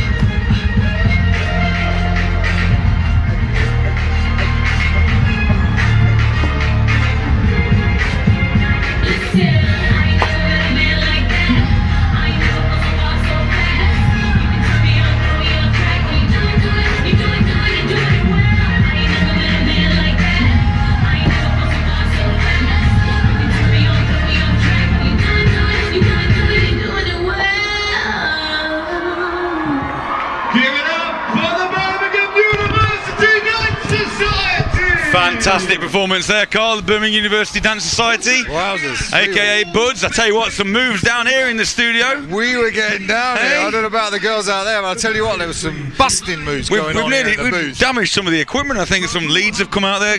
Marcus Boswell in here, just ripping it up. We've got Marcus, we've got myself, yourself. So unfortunately, Patches' hammy's gone. Out for the season. That's done. Yep. And I don't think I've got hammies anymore, to be fair. Pussycats been around for a long time, these cheerleaders. Well, they're the cheerleaders. We'll see them later. The Buds, I think, are a little bit different. That's the Birmingham University Dance Society. Wow, how many have they got? Don't get ahead of yourself, Carl. How many have they got? I know you're excited by that. As they come, they're coming towards us, Carl. Carl, they're coming towards us. Keep brush your hair, Carl. Right, come on, sort hair, makeup, come. Oh no, they're not interested. Not interested in old men. Anyway, that's the end of the first quarter, which means the second quarter is about to get underway. Birmingham Lions hold a 7-0 lead on that special teams error by the Canes, and Onamada managed to get himself falling on that football, and it's 7-0 to the home team Lions. Hertfordshire find themselves pinned back deep as Sandu and the Birmingham offence look to try and punch it in to double that lead. What do you say if you're well, to be honest, Hertfordshire haven't done a great deal wrong so far. It's just those errors, the 2 turnovers costly. And it is 4th down, and to begin with, at the end of the first quarter, and it's an interesting call as well. End of the first quarter, Cole, they brought the field goal unit on. Realised it was end of the quarter. They've had that time to chat, and an extended end of quarter break that you normally get in a game here, and now they decided to bring the offence back out. Yeah, and I think it's a good decision. It's going to be difficult to kick in these conditions. So pistol formation, trips to the right. Let's see what they can do. So it goes to the air, Sandu over the top, and he's in and out of the hands of a defender. And it's almost as if Sandu didn't see Jack Channer, called his name earlier on, but Jack Channer had a chance. But as it turns out, it's a turnover on downs, and actually probably worked out better for the Canes, because that would have, where he caught that football from, they would have been in worse field position than actually they are now. Yeah, it's a tough one, that one, but yes, they're going to have a chance for their defence to come out and see whether they can keep these Canes pinned back. So far they've done a good job, haven't had a chance to get this running game going of the Canes. So that good play by Jake Channer on 4th down gives the Canes a chance now to see whether they can get something moving. So here we go then, Culver and the Canes offence from inside their 20-yard line. See whether Culver is able to get things going for the Hertfordshire Hurricanes this afternoon. And that's a bit of a scrappy start there, and the blitz is coming and manages to dump the ball over the top, but he's really just got rid of that one before he ends up tasting any more of this artificial turf here at the University of Birmingham. Carl just refreshing the taste buds after his dancing exploits at the end of the first quarter. Not available for comment on that play. Well, you said you said they don't want to taste the turf. Someone's just handed me a can of beverage. A beverage. And we're just enjoying that. Look at that. Look, the rain streams down. You can see the pictures there, but you can also see underneath those lights, as you mentioned earlier, Carl, the hordes of spectators on the bank there. The brolly's up high, and this time the ball is fumbled once again, and that ball is loose on the turf. It's still squirting around, and it would appear the number of red shirts there, that's going to be another turnover, and the Lions will pick it up. 1st and 10, just outside the 10-yard line. Disaster for the Canes. Oh, you see that so often, don't you, early on in seasons, offences that try and pitch the ball out. It's number 2 again with his 2nd fumble recovery. and that is Onomadi, who's made 2 recoveries now for the Birmingham Lions, one in the end zone and one which is going to set them up very close to the end zone. What 1 yard line? Something like 5 yard line, I think. I think actually, if you look on this near sideline, Carl, it's about the 12. You see where the 10-yard marker is there? Here's the replay here. So you can see the pitch out there. Running back just can't handle it, and then everyone's trying to dive for the ball as it squirts around, and finally Onomadi, who's been so quick to get there and so sure with his fumble recoveries, gets the ball. And here we go, Lions right hand side this time with Walters trying to get in. Walters cuts back after the initial toss play out to the right hand side and picks up positive yardage. He's inside the 10-yard line now, so it will be second and around about 6 yards, we think. 2nd and 6 inside the 10.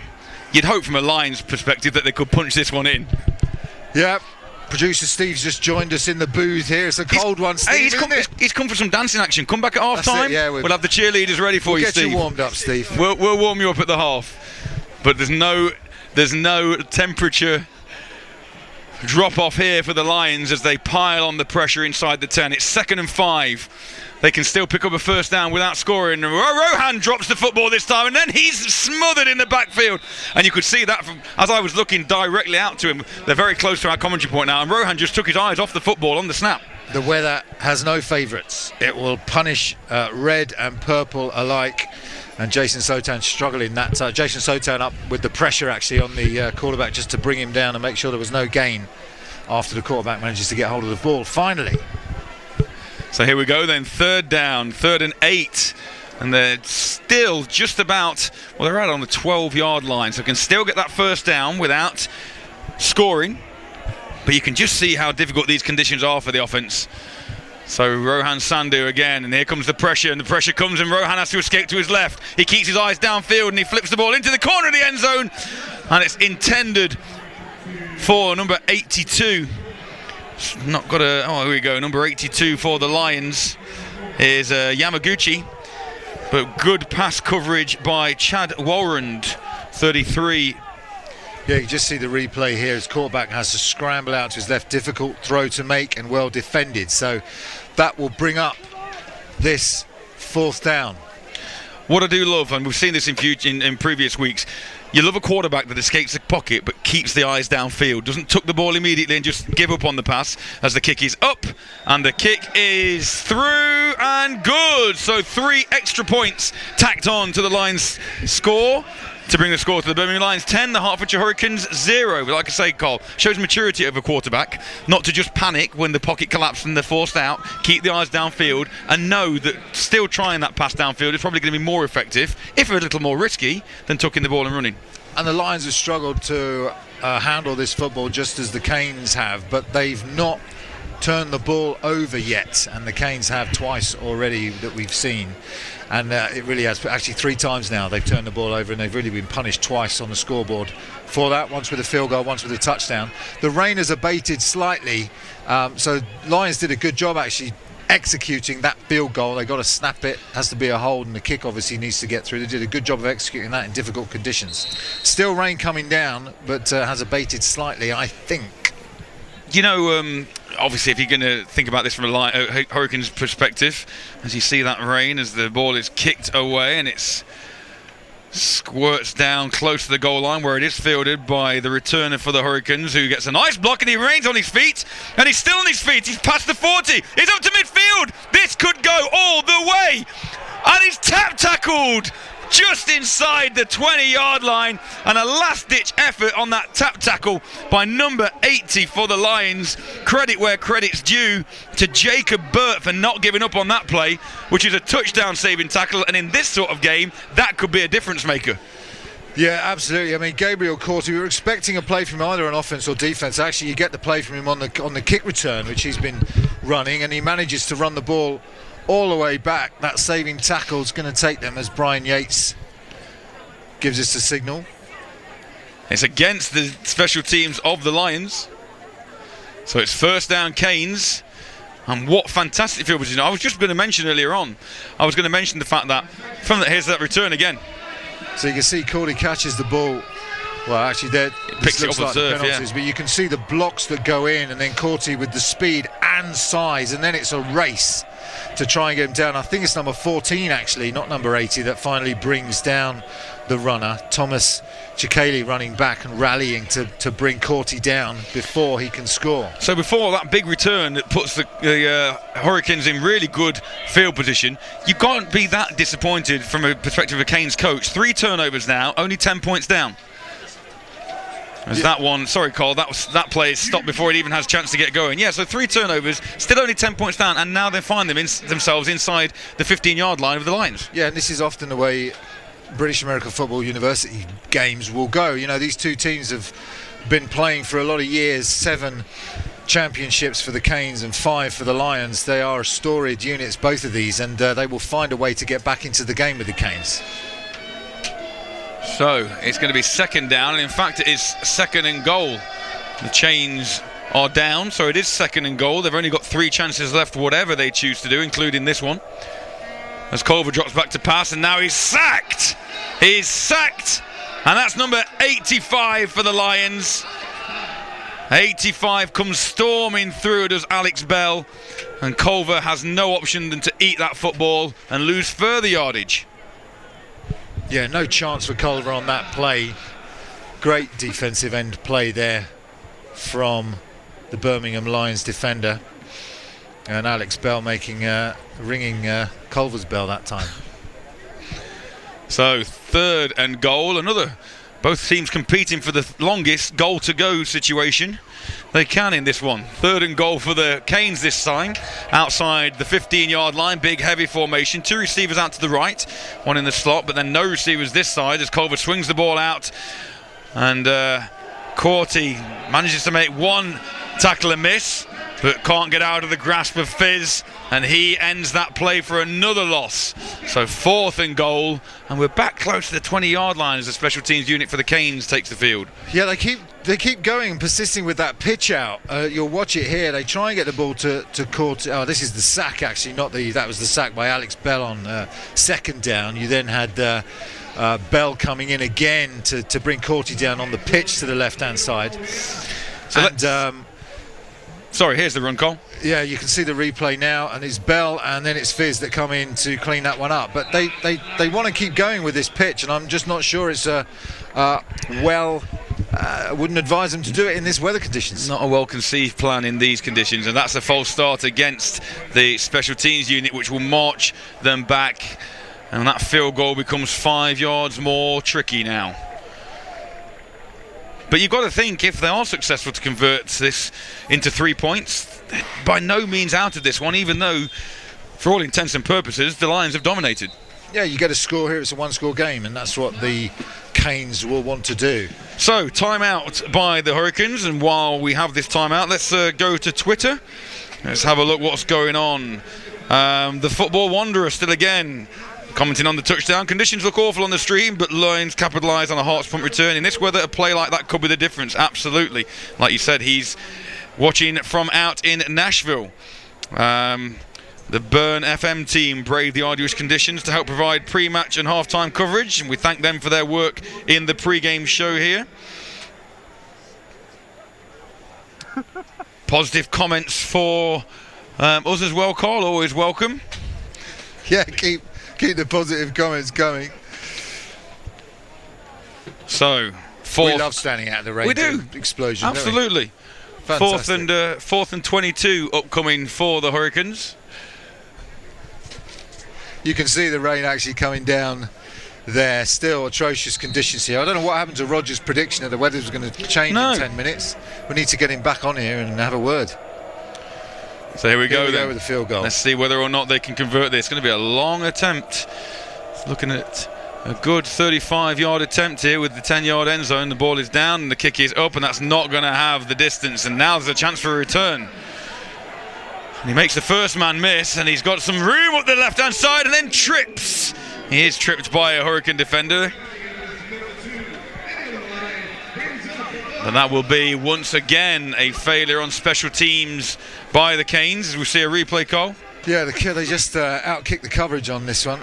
So goes up, and that's smart play by the Lions to have a man in the end zone thinking the ball's going to be short. But what the Canes don't do is they're not thinking that they have to cover a kick return. They're thinking we're doing a field goal. So actually they do well just to rally to the ball. Smart play by the Lions, and those are the sort of little things, the little coaching things that make the difference in these sorts of games. The Lions were ready to return the ball, the Canes were not ready with the coverage. So here's Sandu and the Lions offense once again on first down. Ball handed off this time. There's a fullback in the game this time for Walters, and Walters manages to pick his way and stay on his feet past first down yardage, close to the halfway line for a Lions first down. No flags on the play. Yeah, you can see the receivers downfield making blocks as well, so it makes a big difference to this. It makes a big difference when you have blockers downfield that can pick up those defenders. It just means Elliott can make even more of what is a good hole to start with. Apologies for that flag logo on their screen. There it goes. There was no flag on that play, so it is first down Lions. Sandu and Walters, a good connection on first down. Fullback stays in the game, and Walters again with a little jump cut to his right, and now cuts back to his left, and he's got a little bit of room to the outside, and again very difficult to bring down, and that's going to be good yardage on first down again, and looks like the chains may well continue to move. He's such a polished runner as Walters, does everything really well now. Lots of experience with Tamworth, lots of experience with these Lions and with GB, and continues to grow as a runner. You can watch him as he comes through the hole here. Actually, I think this is the replay here. You can watch him as he comes through the hole here. See how he protects the football. Then it's a jump cut to his left, and he eludes two more defenders, and then just driving his legs as they're still trying to pull him down all the way inside the 30-yard line. So first down once again. First and 10 Lions. Sandu, same play this time off left tackle, and Walters again jinks and cuts his way through for another good pickup, and that's first down once again. The Lions offense is rolling on this series. Still dominating on that left-hand side, and the Hertfordshire need to make some sort of adjustment, get some of their other defenders over there to really make sure they don't let Walters just run amok amongst this defense. So first down, Sandu in the offense. It's got to be a case at the minute, if it ain't broke, don't fix it. 3 runs, 3 first downs. Same formation again with that fullback off to the left-hand side for Walters. You've got to try and think it's going to go to the honey pot once again, and they do. And this time it's played much better by that defensive front for the Canes. Yeah, because what happened on that one, the defender comes up to meet the fullback in the backfield rather than allow that fullback to hit the line of scrimmage. You can see the big hits going in now. Number 33 for the Canes in on that tackle, who is, let me get you a name, that is Chad Woolrund, who's a good player for the Canes. Makes a nice play on that one to temporarily anyway shut down Elliott Walters on that down. But let's see what the Lions can do on 2nd and 7 as they inch ever closer to the goal line. At 10-0 with these conditions and 5 minutes and change left in the first half, you've got to consider that another score here for the Lions could put this one away early.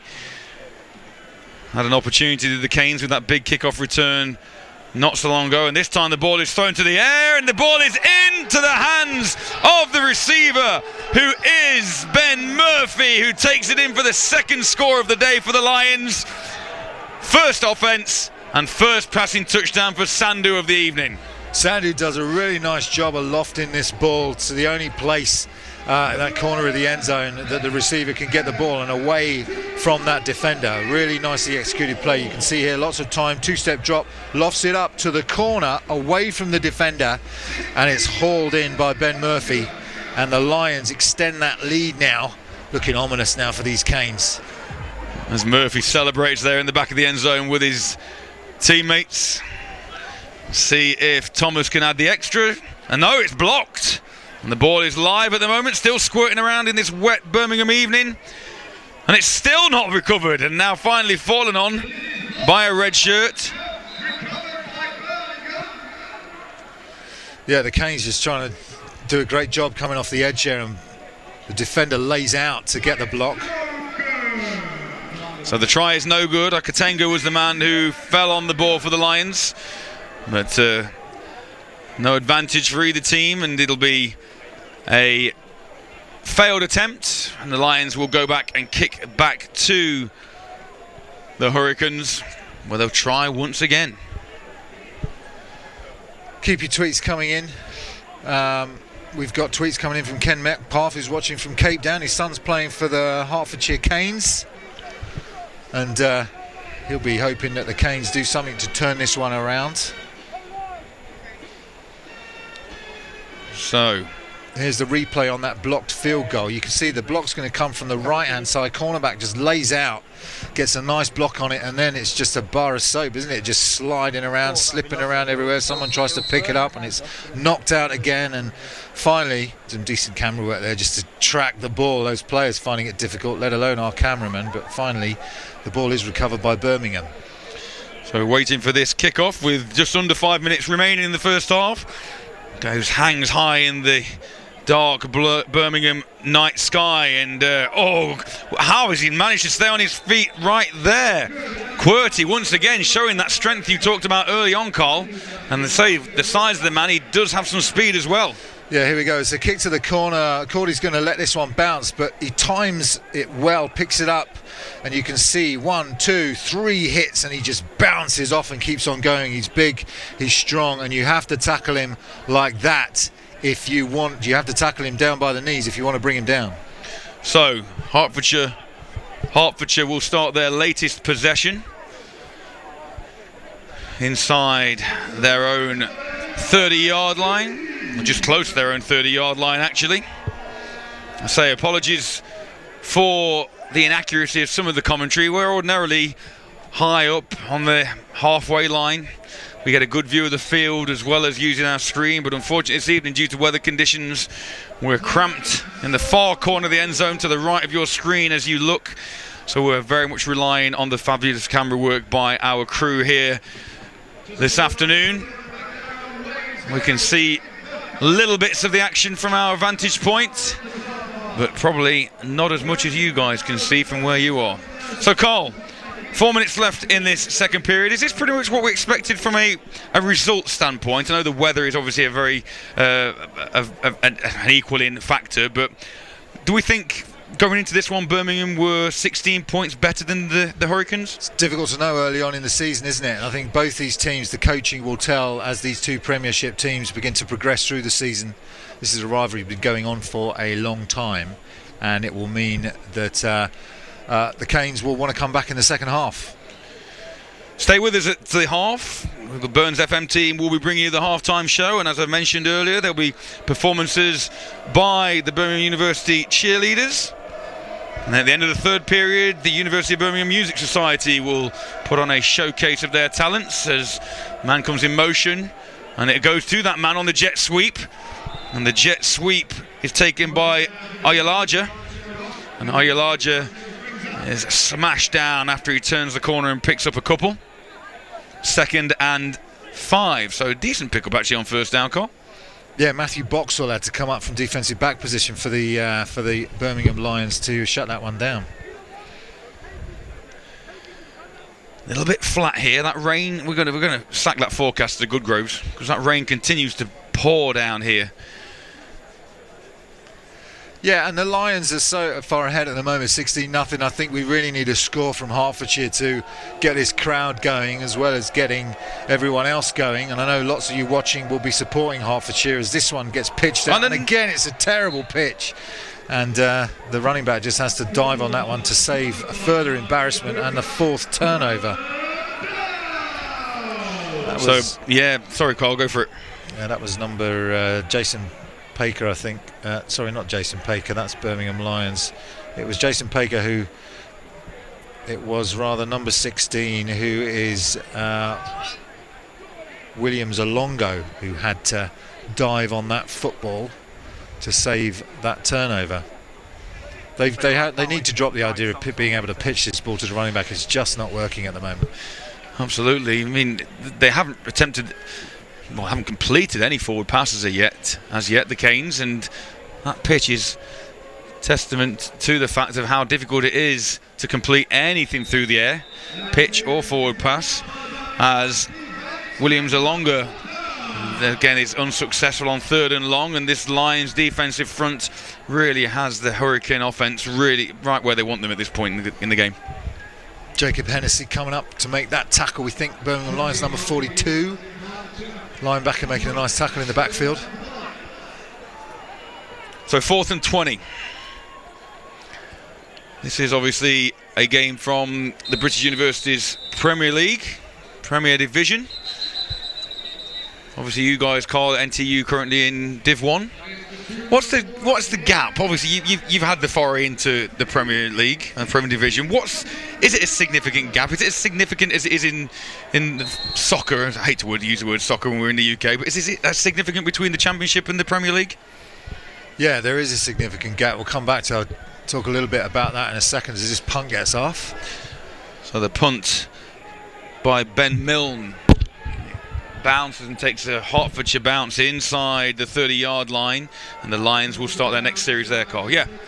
So we'll see when teams typically go up from Div 1 into Premiership, the things that they find are the size of the players are slightly bigger in terms of their athletic ability. You get slightly better athletes for some of these programs. But you know what, actually the biggest difference is the level of coaching is better and the consistency among the teams is better. So whilst you can stay with the teams, if you're a Div 1 team playing a Premiership team and you're a quality Div 1 team, you can stay with the Premiership team maybe for the first, second half. But what you find is they begin to pull away, they exploit the mistakes better. The coaching programs tend to be set up in a way which maximises success for those teams. So there is a difference, and the difference is, I would say, the coaching and the structures of the programs themselves. So let's see if Hertfordshire can create a turnover of their own as Sandu mishandles the snap again. And if you are new to the game, this is being made to look a little bit on the amateur side, but that's by no fault any of the players. It's these really testing conditions that make something as ordinarily simple as the quarterback centre exchange almost like a cross-Atlantic journey. It's very tricky for both teams from the handling front out there, which will probably lead you to believe that the defences are in the ascendancy, but both these offences very talented as well. Sandu does this time get the snap and hands off to Walters, and Walters is snagged and then driven backwards. Yeah, that's a better defensive play. They're trying to get the ball as we run off the left-hand side, but I think the defence has made some adjustments as we get some tweets coming in. Natasha Burt says, loving being able to follow the match from home. Thanks, Onside Productions. Watching my son for the Lions at Jacob Burt. Thanks, Natasha, for tweeting in. I've got to pick this one up. Remember my earlier question about the longest goal to go? Oh yeah, do you have an answer, Matt? Yes, Sox appeal. Louisiana Tech fumbled 87 yards on 2nd and goal once and had 3rd and 93. So 3rd and goal from their own 7-yard line. Wow. And who's cut? That's a great tweet. I love that. That's brilliant. So 2nd down, Sandu hands the ball off again to Walters, who rolls round left end, has a little bit of daylight, but then before he can get to the first down marker is snagged out of bounds. It'll be 3rd down and a couple. Decent tackle there on the sideline there as this half begins to wind down. Interesting on the Twitter again. L, nothing more than L. Tell the Hearts HC to give me a call. I'm the missing piece. So that's at LPrend_. If anybody from the Hurricanes is listening, apparently they are the missing piece you are looking for. As we continue with 4th and long after the initial fumbled snap by Sandu. Ball takes a Lions bounce and then is touched by a Lions player, and therefore they cover it up. It's an interesting thing that the Lions continue to do that rollout to the right-hand side with the punter and then pooching the ball downfield. And I suppose it gives you the advantage that you get away from the pressure, potentially. You roll out to that right-hand side, it moves you away from those defenders that are trying to get a block on the ball. It also potentially opens up the chance for a run, if you want to run the ball or fake the ball and try and get the first down. Greg Freeman, who's the head coach for the Birmingham Lions, is a great punter in his own right, and I imagine he's had a good say in terms of how he wants the special teams punt unit to work. But he's a hell of a weapon if you watch him playing for Samwell. So let's see what Culver and the offence decide to do here, with not a great deal of time left at all in this first period. You'd hope what they're actually hoping to do is keep hold of the football and not turn it over, to give the Lions one more opportunity before the half. And they do try that solid handoff straight up the gut, this time to Curtie. Still going. QWERTY, yeah, takes the pile with him. That's one of the most successful runs they've had in the half, right at the death. And I think that will therefore right there be half-time here at the University of Birmingham, with the hometown Lions currently leading the Hertfordshire Hurricanes by a score of 16-0. So we're going to go and get warmed up with a coffee, and then we will be back for the half-time show and the entertainment from the Pussycat cheerleaders. Don't go away, we'll be back with the half-time show after this.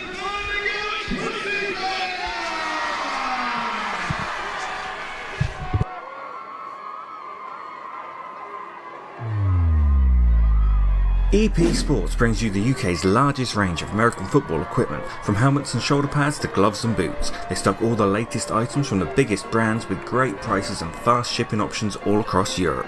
What's more, EP have just launched their own teamwear range, allowing you to rep your programme in a huge range of garments from top suppliers. You can even set up your own team shop, and to kick things off, EP are offering up custom team polo shirts at just £10 a pop. To learn more, check out epsports.co.uk.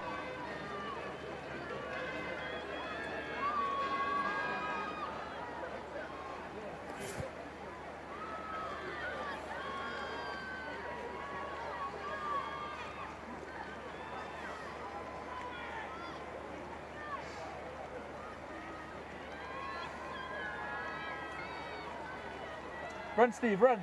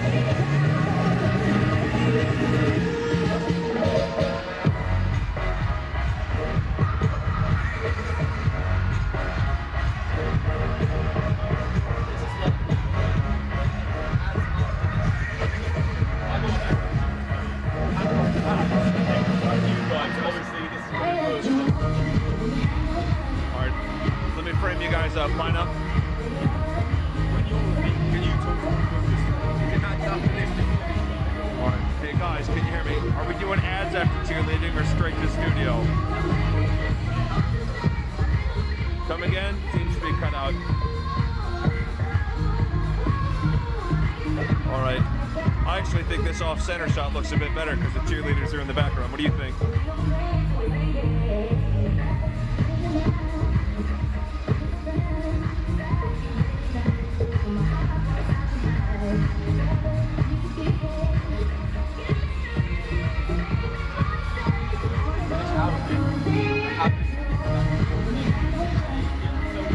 Shall we, if you can ask them again, were you hearing anything? When these guys are finished their bit, are they handing straight to balls or are they going to ads? How are they going to finish up? Steve, how is this working? Are the presenters, are they handing the ads or straight to Matt and Carl?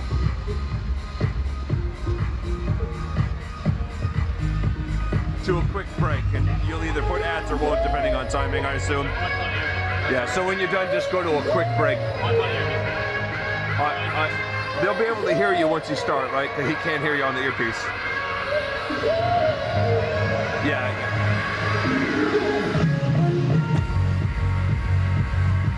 When you're done, when you do, just say, we'll come back to the second half after this, and then he'll do his thing.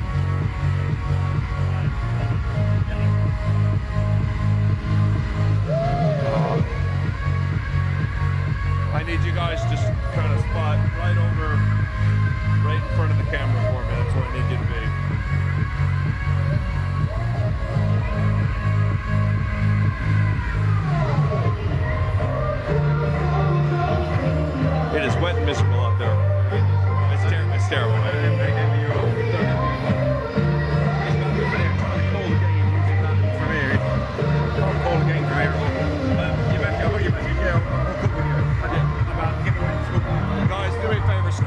just a bit? No, you're fine. I appreciate it.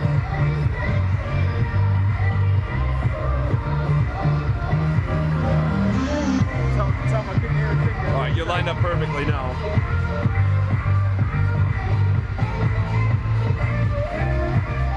I'm too cold for creative.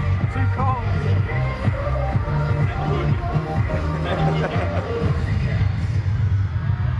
That's a facing the wrong way. Yeah, that's it. Get ready. If they're actually done, then we'll... Hold on. He still can't hear you. This is their first big event of the season, and they've been training for this for 6 weeks. So again, let's have one more cheer for Pussycats! Yeah, they're going off now.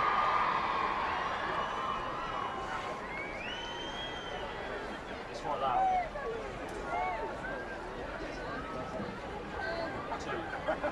So we've got about 10 minutes before the start of the second half. Hello, and we're back for the second half-time coverage at xpLosION 2019. The score is currently Birmingham Lions 16, Hertfordshire Hurricanes nothing. Morgan, what are your opinions on that first half there? Wow, what a first half, must be said.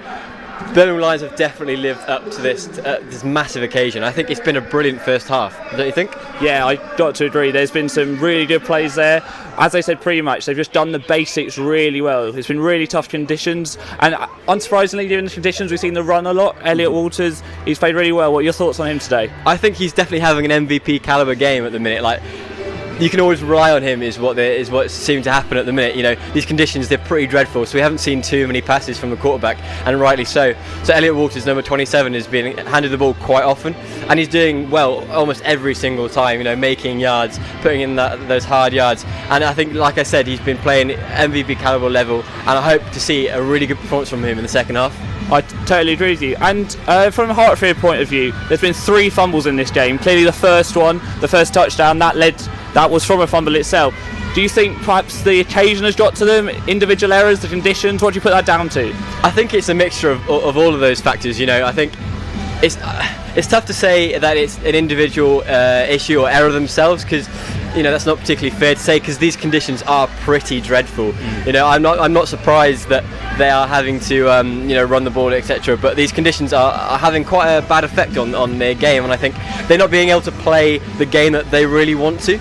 They're having to play quite a conservative game, and then have been making mistakes as a result. And Birmingham Lions have been doing really, really well and capitalising on those mistakes.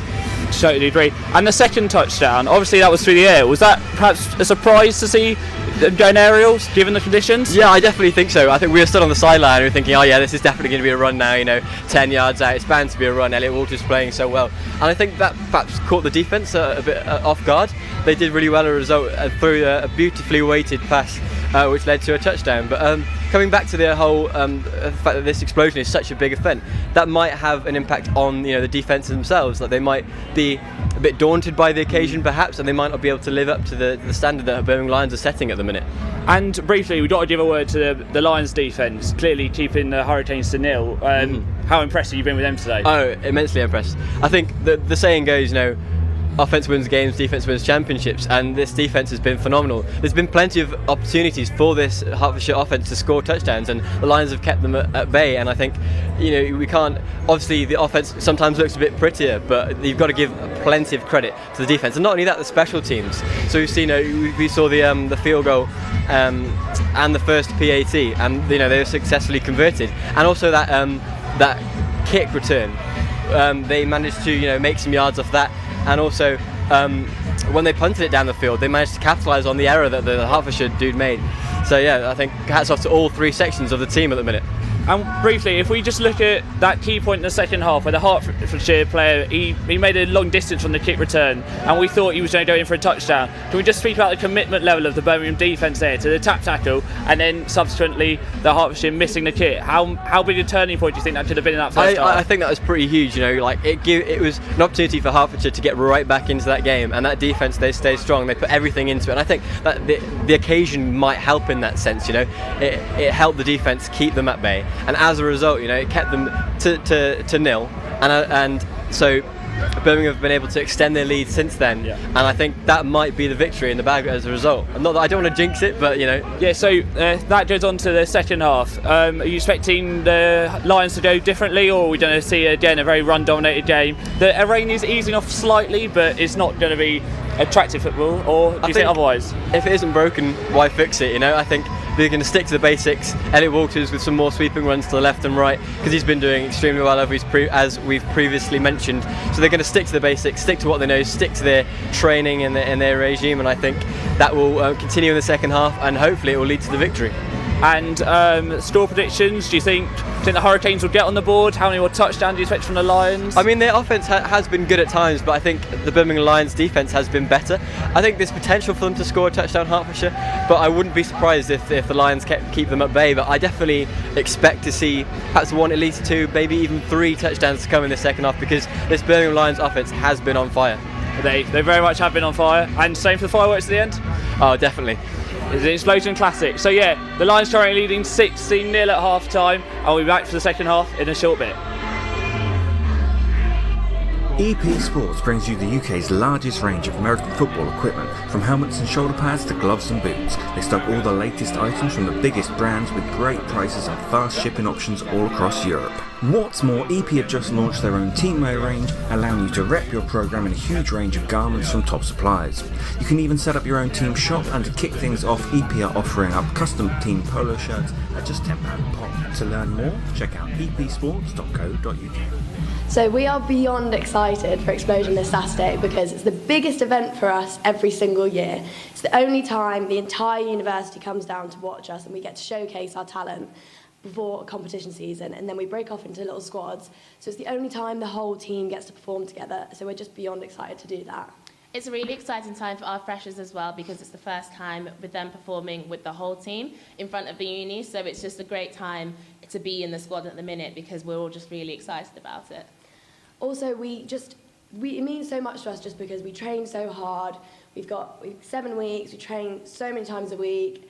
This week we've had how many sessions? 5 sessions. 5 sessions. We've done so many 7 a.m.s, but it's all worth it, because when it comes together it just looks so amazing. Our coaches, Amy, Kate, Lucy and Sophie, have worked so hard for months mapping this and preparing it, and we just want to do them proud. It's a really great routine. We're so excited to show it to you, and we're just really excited for everyone to come down and watch.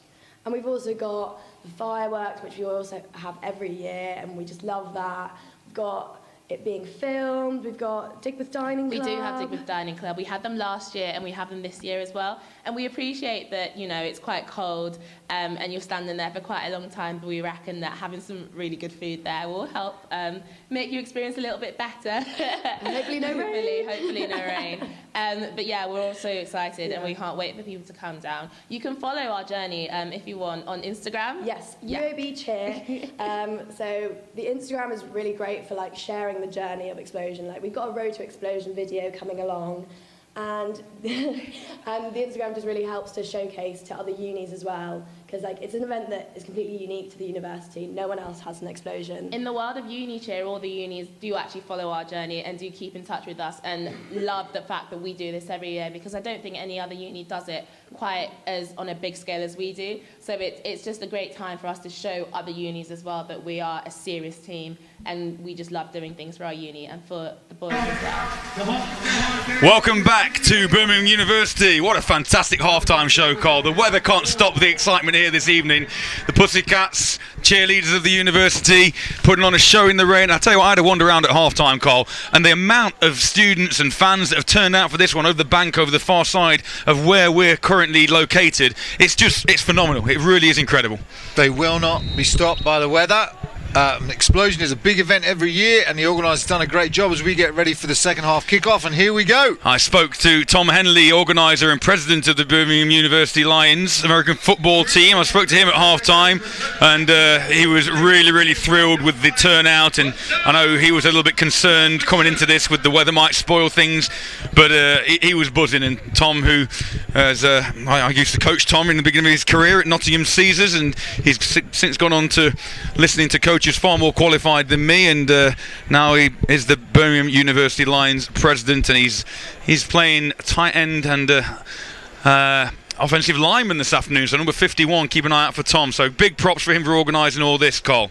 Yeah, really, it's tremendous. And there's so many reasons to come out, not just the game, it's under the floodlights. It's a great atmosphere. You've got the bank, which, as you say, is absolutely stacked with people. You can see them on your screen there. Despite the rain, they've got the coats on, they've got all the Birmingham Lions gear, and everyone's here to enjoy this game.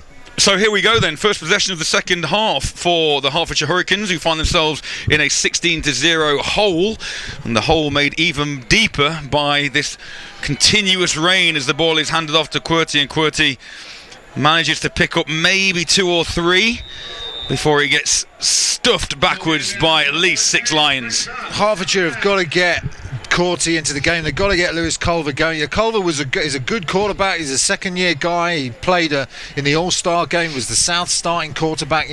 Here's a kid that can do a lot of things on the football field, but the Hertfordshire Canes offense just have not been able to do anything. They've suffered from 4 turnovers, 2 of which went for touchdowns. Birmingham have been the much better team in the first half, but the Canes do have the potential to make something happen, but they've got to look after the football and get the ball into their superstars' hands. Absolutely. So 2nd and 9 now as ball goes to the air, and he's got a man over the top, but is it intercepted?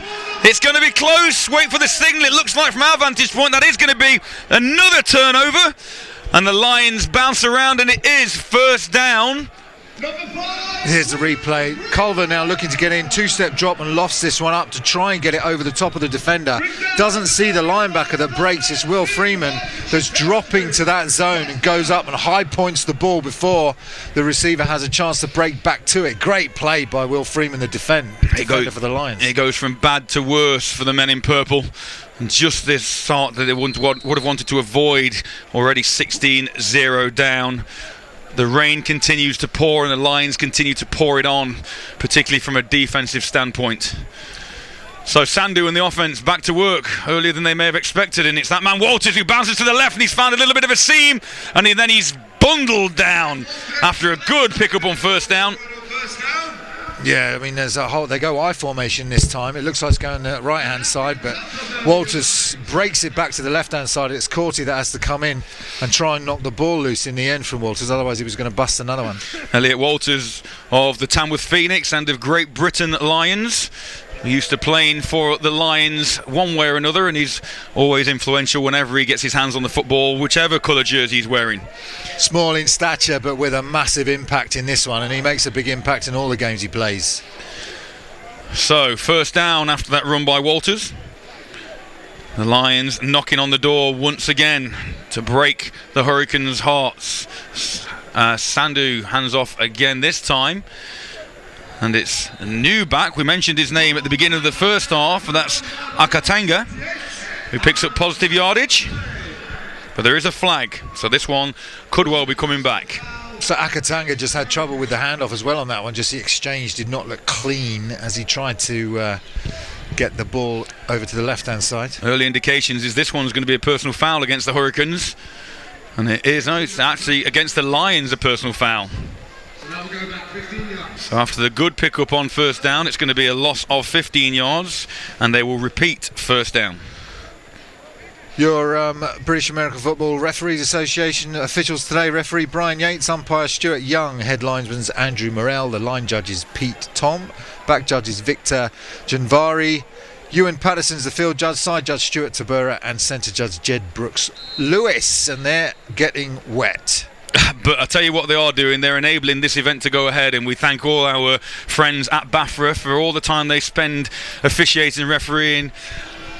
And to be fair, these games can't be put on without them. So if you want to be involved in the sport but you're not necessarily connected to a team, check out the BAFRA website. And as Sandu looks down the middle deep, and there are 2 Canes there, his intended receiver that time was number 82, who is Hugo Yamaguchi. But not necessarily the wisest decision there from Sandu, throwing into double coverage. Yeah, and he's throwing out to Chad Walrond, well, who's lurking back there from his safety spot. I've already seen him make a play already today. But yeah, that didn't have much chance of success, that one. They're trying to keep the defence honest. You know, they want the Walters is obviously the key back. They're trying to keep him churning the yards out. But in order to keep that defence from creeping up to the line of scrimmage, you've got to throw a few of them downfield, Matt, just to keep those defenders back there honest. 100%. So It is a long way to go on this one now. As Sandhu looks back to pass again, it's just behind his intended receiver, who manages to make the grab. And again, once again, apologies for the slight delay from our vantage point. That's Ben Thomas with the reception. That's a great catch by Ben Thomas. Hope we get a replay of that. Difficult conditions, ball obviously wet. Sandhu delivers a nice football and Ben Thomas just goes up. It's very high, goes right up, bobbles it, catches it, secures it and locks it to his body as 2-3 Canes defenders have to come in to tackle him to the ground. Nice play. Interesting to see as well, Thomas playing without gloves.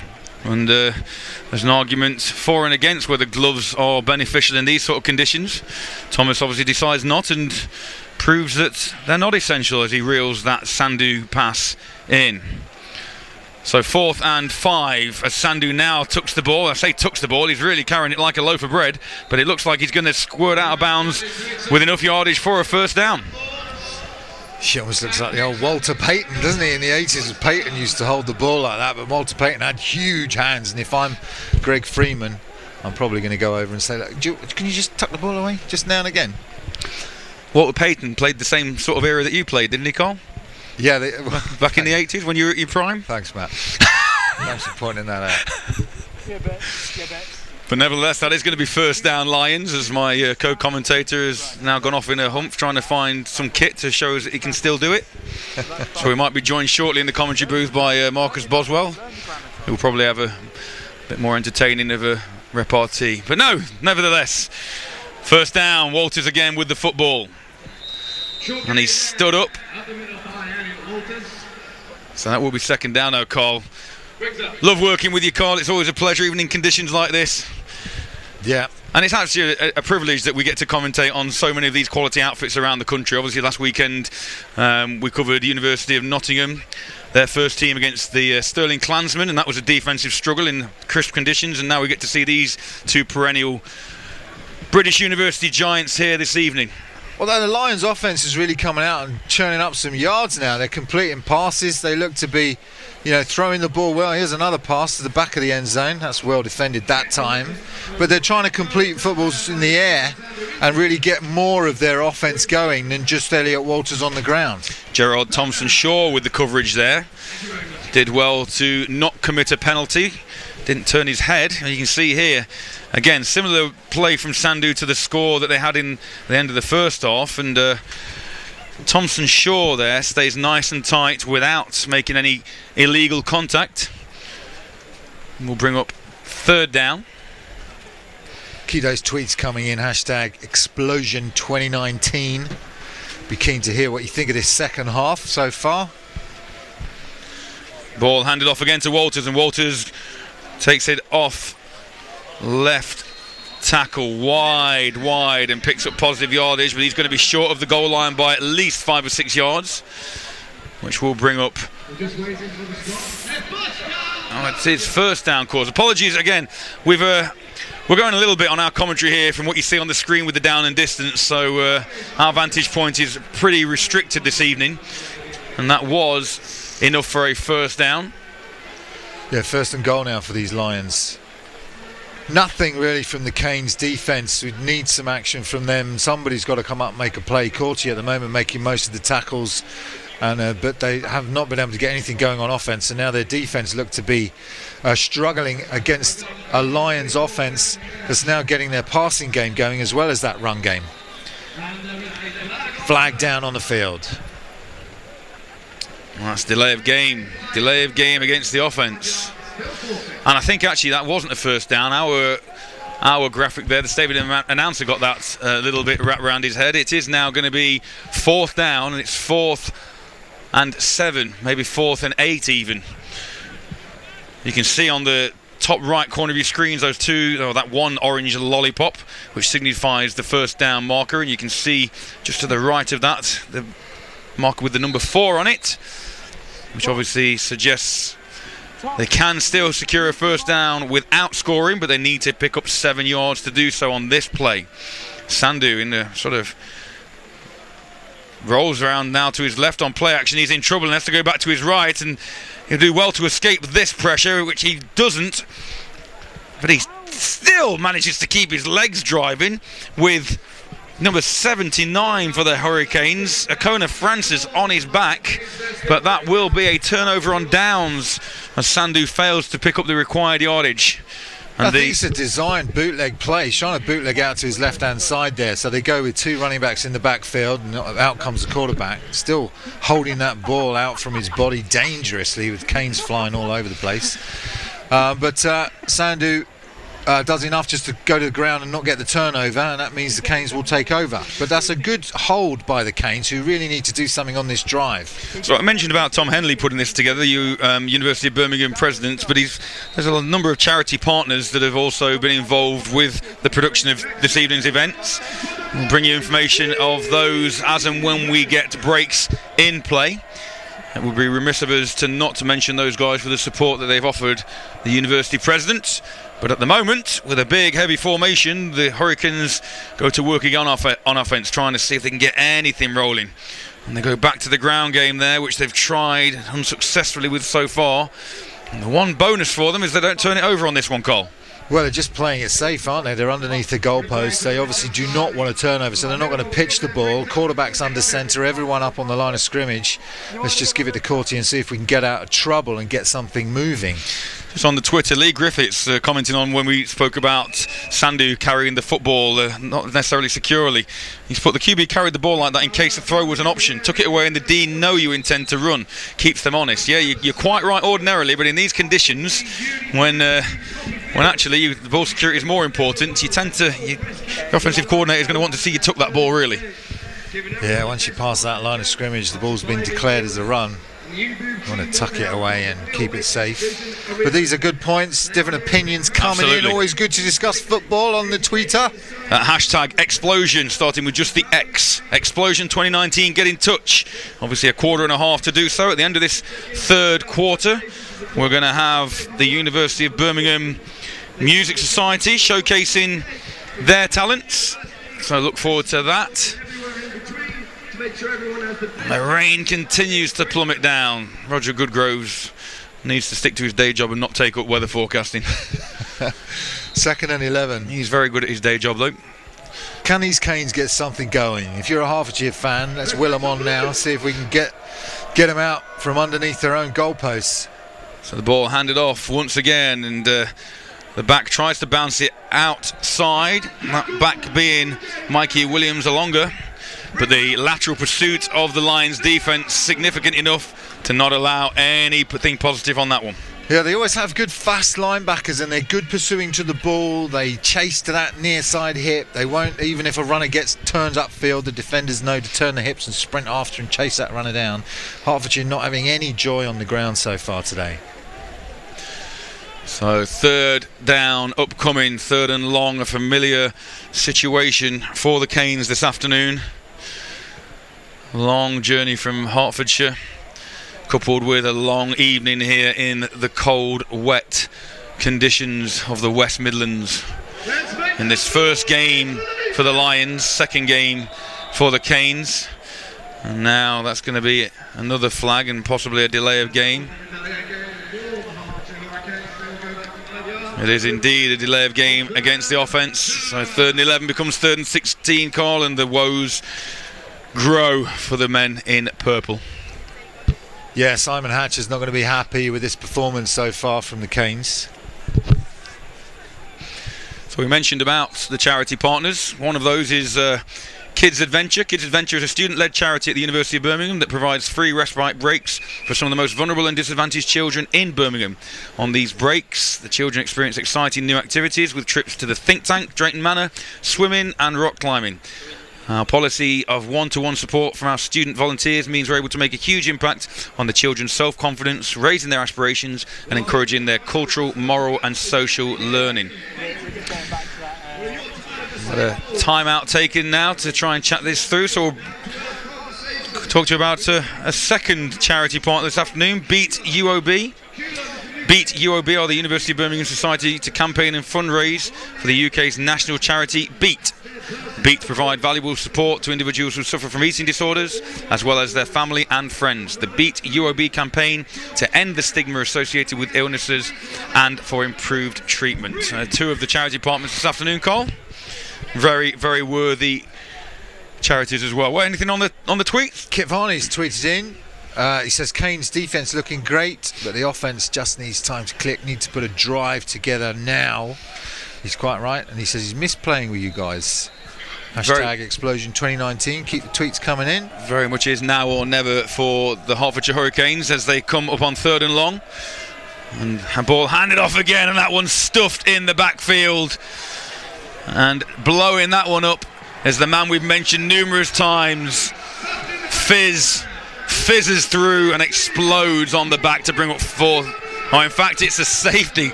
Tackles the ball carrier in his own end zone. Again, apologies for our camera having trouble with these conditions now, cameras, which is mean. So why we're bringing you that particular angle at the moment. Yeah, he can't be stopped, can he? Olakoya on that one with the safety. Fizz, as he's known, as you say, he's a defensive end. It's only his 2nd year. See it now, hopefully, on the replay, if we can get that shot in focus for you. And you just see the end of the play there with Fizz jumping up, claiming the safety. Good enough for the 2 points. And, of course, that means now that the Canes have to kick the ball back to the Lions, so you get the 2-point score and you lose possession of the football. So the woes continue here for the Canes. Tell you what, Carl, that last camera image that we saw is probably how the Hurricanes are seeing things at the minute. Everything's a bit of a blur. Dazed and confused. Facing this gigantic Goliath that is the Birmingham Lions.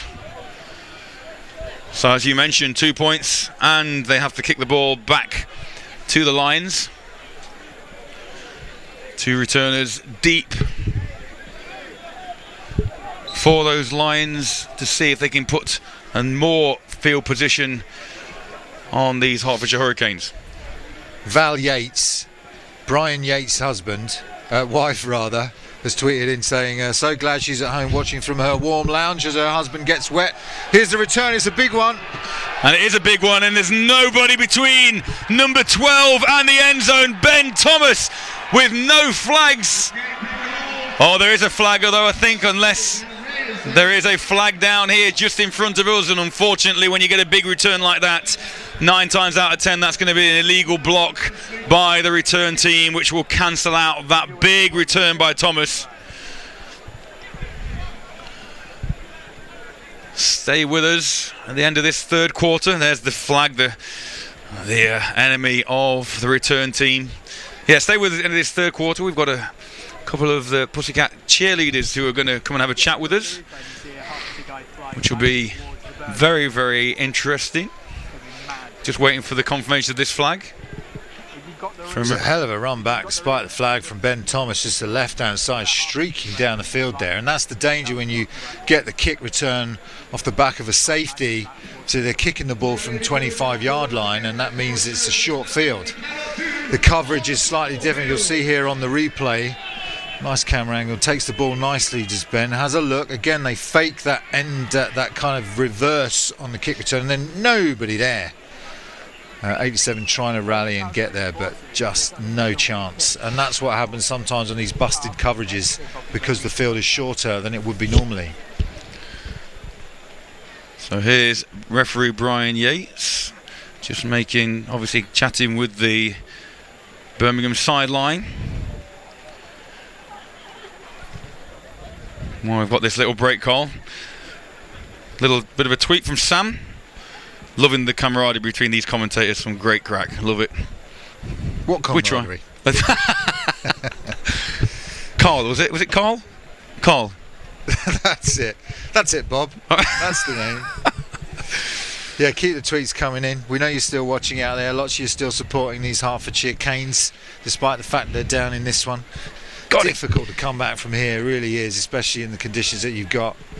Here's Brian with his call.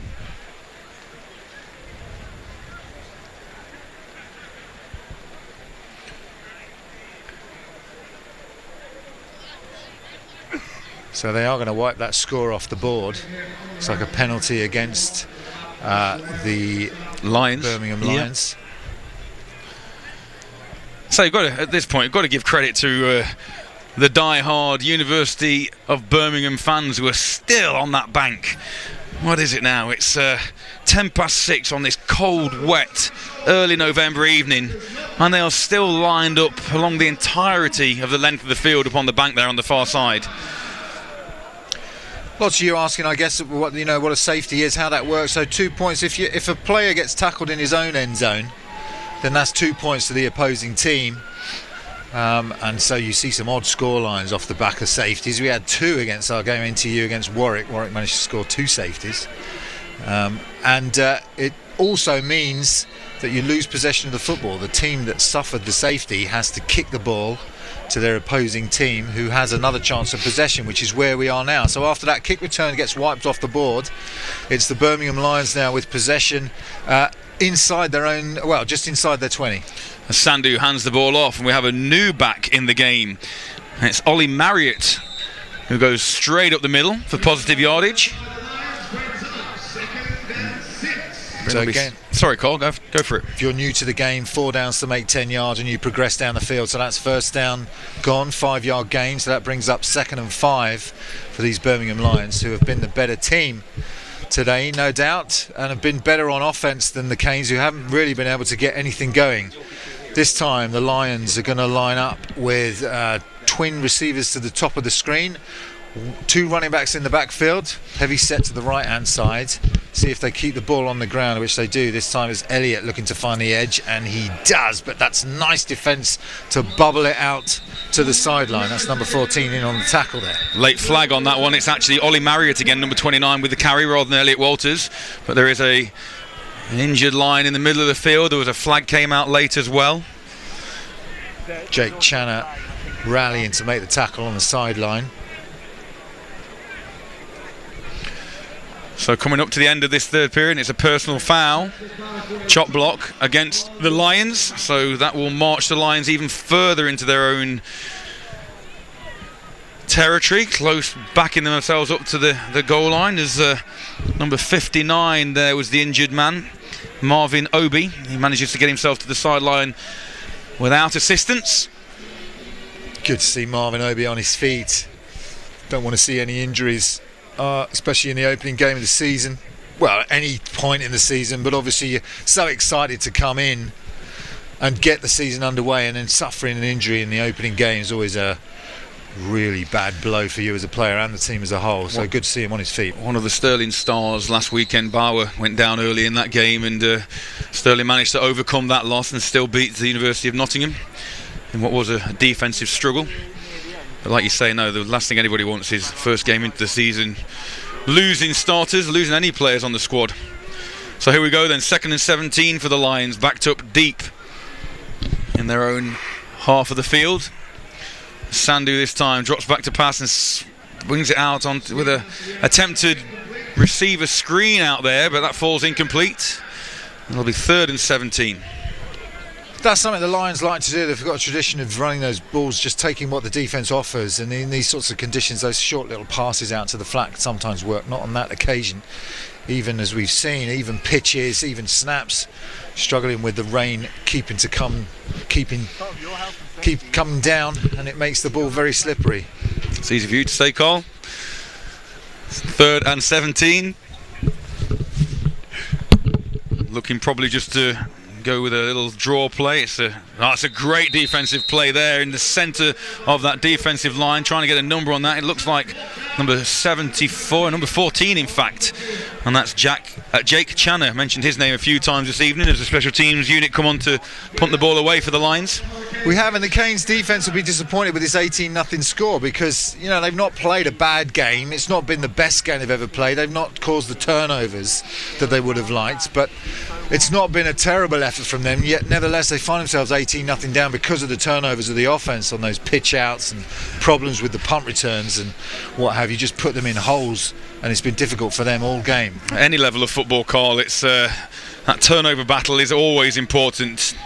99 times out of 100 the team that wins the turnover battle is going to come out victorious, and that's a real short kick that time, and the at the 27-yard line, the Canes are going to take over, and Culver's going to be in decent field position to try and get the Canes back into this one. We've still got 3 minutes 40 left in the third quarter. 18-0. It's a mountain to climb, but it's not inconceivable.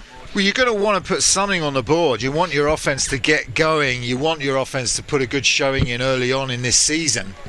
And that's what they're going to try and do here. This is by far the best field position that they've had so far. They're on the 27-yard line, so they are going to want to come and make an impact in this drive. So let's see what they can do, whether they can play it safe for the running game, get Corty into the game. He is in the backfield there. He has been the best athlete for the Canes on the field.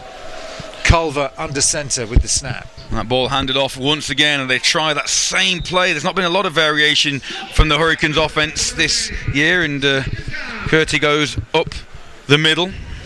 Let's have a look and see if they're blocking those defensive ends, because they look like they're just knifing in off the edge and just shutting down these A and B gap runs that the Canes are trying to get going in the middle of this and the heart of this team.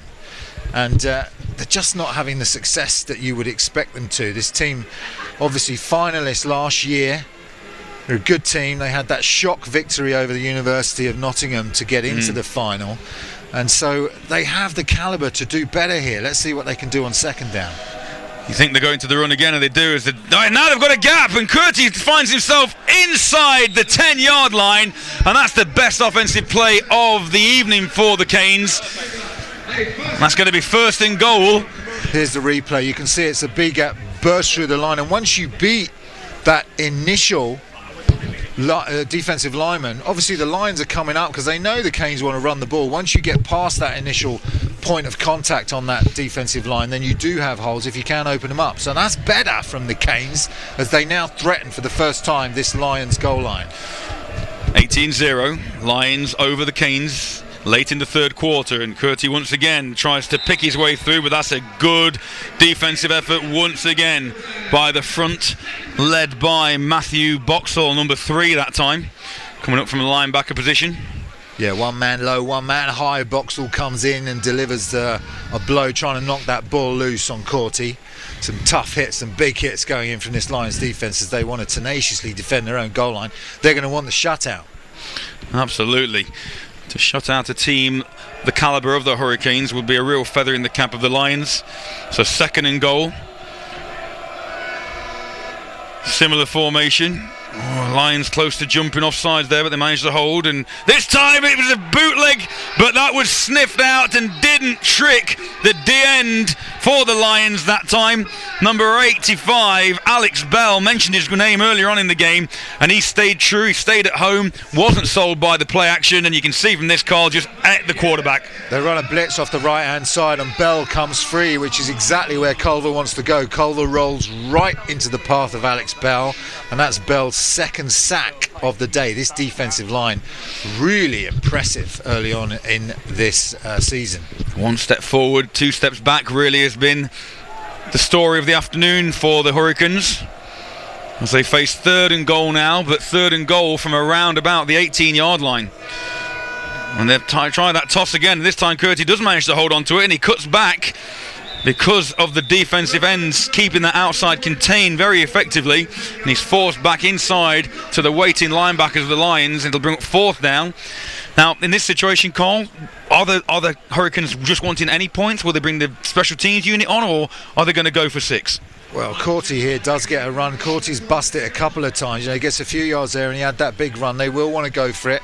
I expect they will try and get... Corty will be involved in this play in some way. Either they will fake it and try and get the ball out there, or they will just give him the ball and see what he can get. Here it is then, fourth down, and he goes up the middle, but that door is shut there, and the lateral pursuit again, led by Matthew Boxall.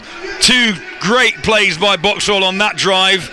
And that fourth and goal results in a loss and another turnover on downs for the Canes. Yeah, here's a replay. You can see right from the start the Lions just know exactly where the ball's going, and Boxall, who's got the edge on that play, does what every defender wants to do, which is come up and make the tackle in the backfield. That's a fantastic play on fourth down. So that is the end of the third quarter. And at the end of the third quarter here, as we welcome on the University of Birmingham Music Society, we have the score 18-0 in favour of the home team. 3 quarters in the books. 3 quarters that the Hurricanes will really want to forget. Yeah, here comes the brass band. Hopefully we're going to be bringing you an interview with the 2 representatives from the Pussycat cheerleaders very shortly, but we're going to hear from the Music Society first as they try and get themselves set up. Not great conditions for football, but even worse conditions if you're about to play an instrument, Carl. I hope you've laminated those music sheets because they're going to get wet in a hurry. But yeah, look at the commitment from these guys coming out onto the halfway line and going to give us a little show. Fair play to them. I like this. This is, obviously, we're not used to this sort of thing. Obviously, coming to football games, ordinarily quarter ends, we turn it around and we go again. But these little interludes, really great to see, and testament to Tom Henley and the committee here for organising these little extras to make the show a little bit more spectacular tonight. Well, it's like being an American high school game, isn't it? You know, you've got the band, you've got the fireworks, you've got all the elements that make up a great event, not just an American football game, but a great event. And xpLosION year on year continues to push the boundary on what's possible and just bring everyone together for what proves to be an excellent event as the inaugural game of the season. Every year they deliver, and this year's no different. Absolutely. So, as we await the start of the 4th quarter, and we listen to the showcase from the University of Birmingham Music Society. Just getting ready to welcome in Jess and Val, representatives of the University of Birmingham cheerleaders.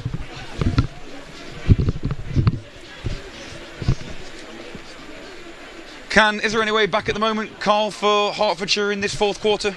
Well, if they had scored on that drive, you would have said yes. You would have given them an opportunity maybe to come back into this game. But with that turnover on downs and the Lions continuing to be so dominant on the defensive line, it's going to be very tough for them to come back. That was their best opportunity to score. So, I believe we're ready. Yeah, welcome. We can welcome to the studio Val and Jess from the Pussycats. Welcome, ladies. Hello. Fantastic show at half-time. Tell us a little bit about the Pussycats, how they were founded, and the current numbers, and just a little bit about them for people that are out there interested in the Pussycats cheerleaders. So the Pussycats, we've been always supporting the American football match for years, and especially xpLosION. We're a squad around 70, but it varies every year. And especially this year, there's a lot of us that left. So the returner and the freshers intake was a lot bigger than it normally is. But yeah, this xpLosION is our biggest event of the year. Okay. And then we do competitions later on in February. So it's a good way to get the year started. Do conditions like this have any impacts on, just into what you would normally do? Yeah, definitely. There was a bit of a panic before. Was the performance going to go on? Were they just going to have to do certain elements of it because of the safety? Because it's really slippery on the pitch, and we can't afford any injuries to happen. But we're really proud of the girls pushing on with it, and we knew that they could do it. And they shouldn't be pushed away by this. We've had really cold temperatures before, but we haven't had heavy rain. So this was definitely a big test. But if they've been able to do it this year, then it just shows that we'll be fine for years to come. And are you welcoming new members? You're still recruiting at the moment? What's the we actually left last year, so when I was coach, I was president last year. Right. Every year they always there's a huge number that people try out, so it's quite a competitive thing to get onto the team. So all the freshers did amazingly. Most people have never done cheerleading, so we're always recruiting new people every year. How big is cheerleading now in the UK? Because it seems to have a lot more structure to it. You see much more as the football's kicked off in the background there. So we'll bring you that as we talk to Jess and Val and just wind up this interview. But tell us a little bit about that before we get back to the game. It's definitely picked up competitively in the last few years in the UK. Taken from more a commercial point in the US and seeing it on American football or through film, now it's much more competitive. There's loads of all-star teams that compete in really high divisions and compete at the World Championships, and a lot of the university teams are really up in their standards.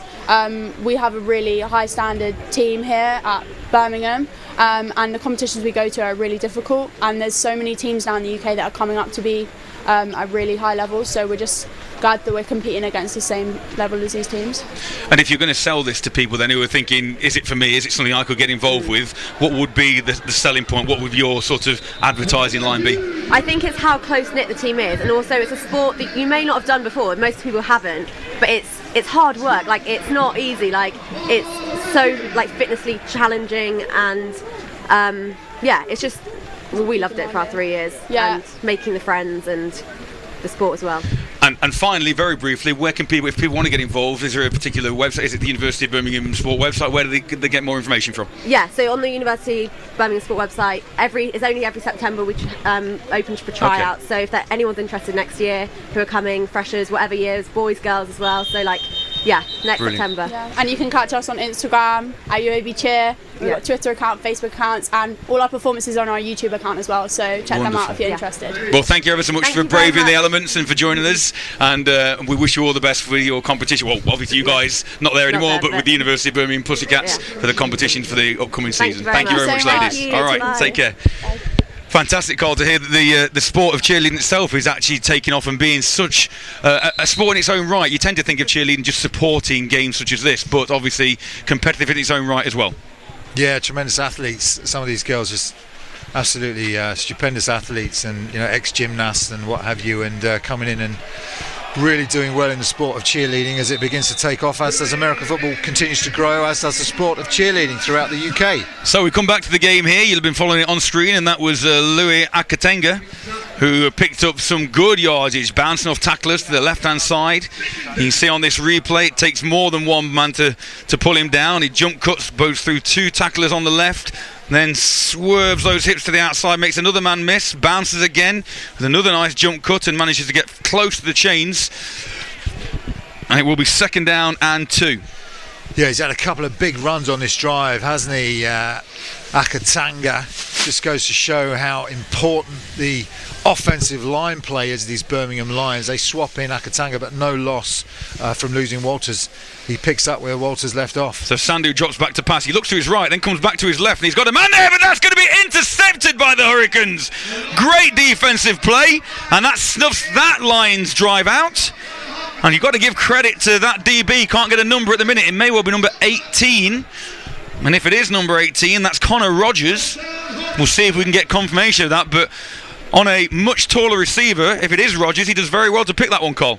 Yeah, here's a replay. The ball's lofted up, and again, it's a 50-50 ball. The defender does great. The receiver looks, and then the defender looks. It is number 18, as you said, Dan Tatton, and he does a great job of bringing that one down, pulling it down. Sorry, that's Connor Rogers, rather, does a great job of pulling that one down for the touchback. That's what the Hearts Canes need. They need some opportunity to get back into this game, and it's got to be the defence to get these turnovers. That's the first one for the Canes, and it's lifted the team already. Let's see what they can do off the back of the drive. Interesting, if you saw Sandu there, Sandu knew he'd got man-to-man coverage on that left-hand side. He knew his receiver was taller, and he looked to the right-hand side knowing full well he was going to come back to the left and just put that ball up for grabs. And Rogers played that a little tougher than the receiver and managed to come down with the pick as the ball is handed off on 1st down. And Curti bounces off to the right-hand side when the play was designed to go straight up the middle, and he picks up good yardage. It's going to be close to 1st down yardage, and the Canes might be on the verge of getting something going. It is 1st down Hurricanes. That was just all Courtney. I mean, he's been impressive. He's been the most impressive athlete for the Canes on the field today, and that was all him. Bounces it to the outside, nothing up the middle, and still manages to make good yards off that right-hand edge. So 1st down Hurricanes. They will be desperate not to leave the West Midlands with a 0 on the scoreboard, and the Lions in turn will be desperate to send them packing with just that, as 3 Lions converge on Quarty this time, and after a pickup of 10 on the previous play, he loses 3 on that one. Well, when you've got to pick up your offensive lineman off the ground, you know that these defenders are coming in hard. And it's Joey Williamson that comes in for the Birmingham Lions and makes that tackle. And this defensive line has been dominant today. So, very much the story of the game again. A little bit of positivity followed by a lot of negativity for the Hurricanes. So 2nd and 12, and that's a big gap that Quarty manages to break through. And it looked like he did have some daylight until Fizz piggybacked him and pounced him down after a pickup of maybe 5. Yeah, Fizz having to track back. Look how hard Courtney hits this hole. Full speed right there. There's the hole. Jump cut to the left-hand side. But look at the speed of Fizz to track him down from that defensive end position. Great just desire for the ball carrier there from that defender. Courtney's eyes must have lit up there because there was nothing but real estate in front of him, and then he felt the huge force of Fizz on his back.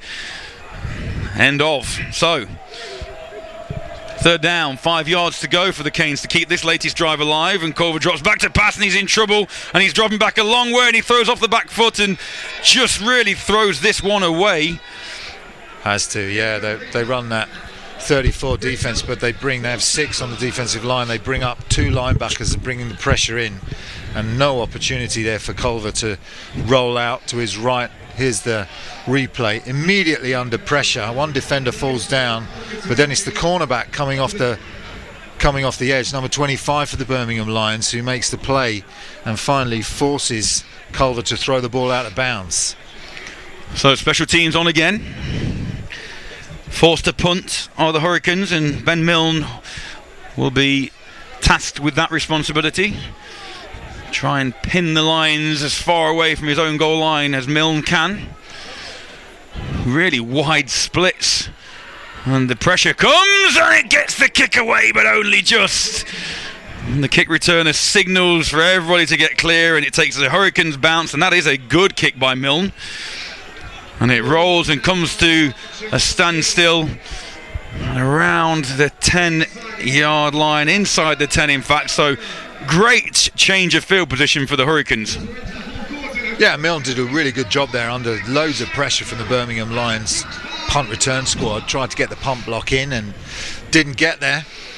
So we mentioned about the charity partners who have helped put this event, xpLosION 2019, together. 2 more that we need to bring your attention to.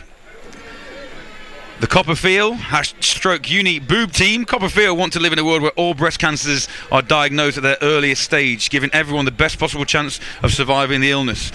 And the Uni Boob Team want to help Copperfield make this vision a reality. We're here to encourage you to check regularly, educate you on the signs and symptoms of breast cancer, and empower you to seek advice from a doctor if the symptoms persist, as on first down.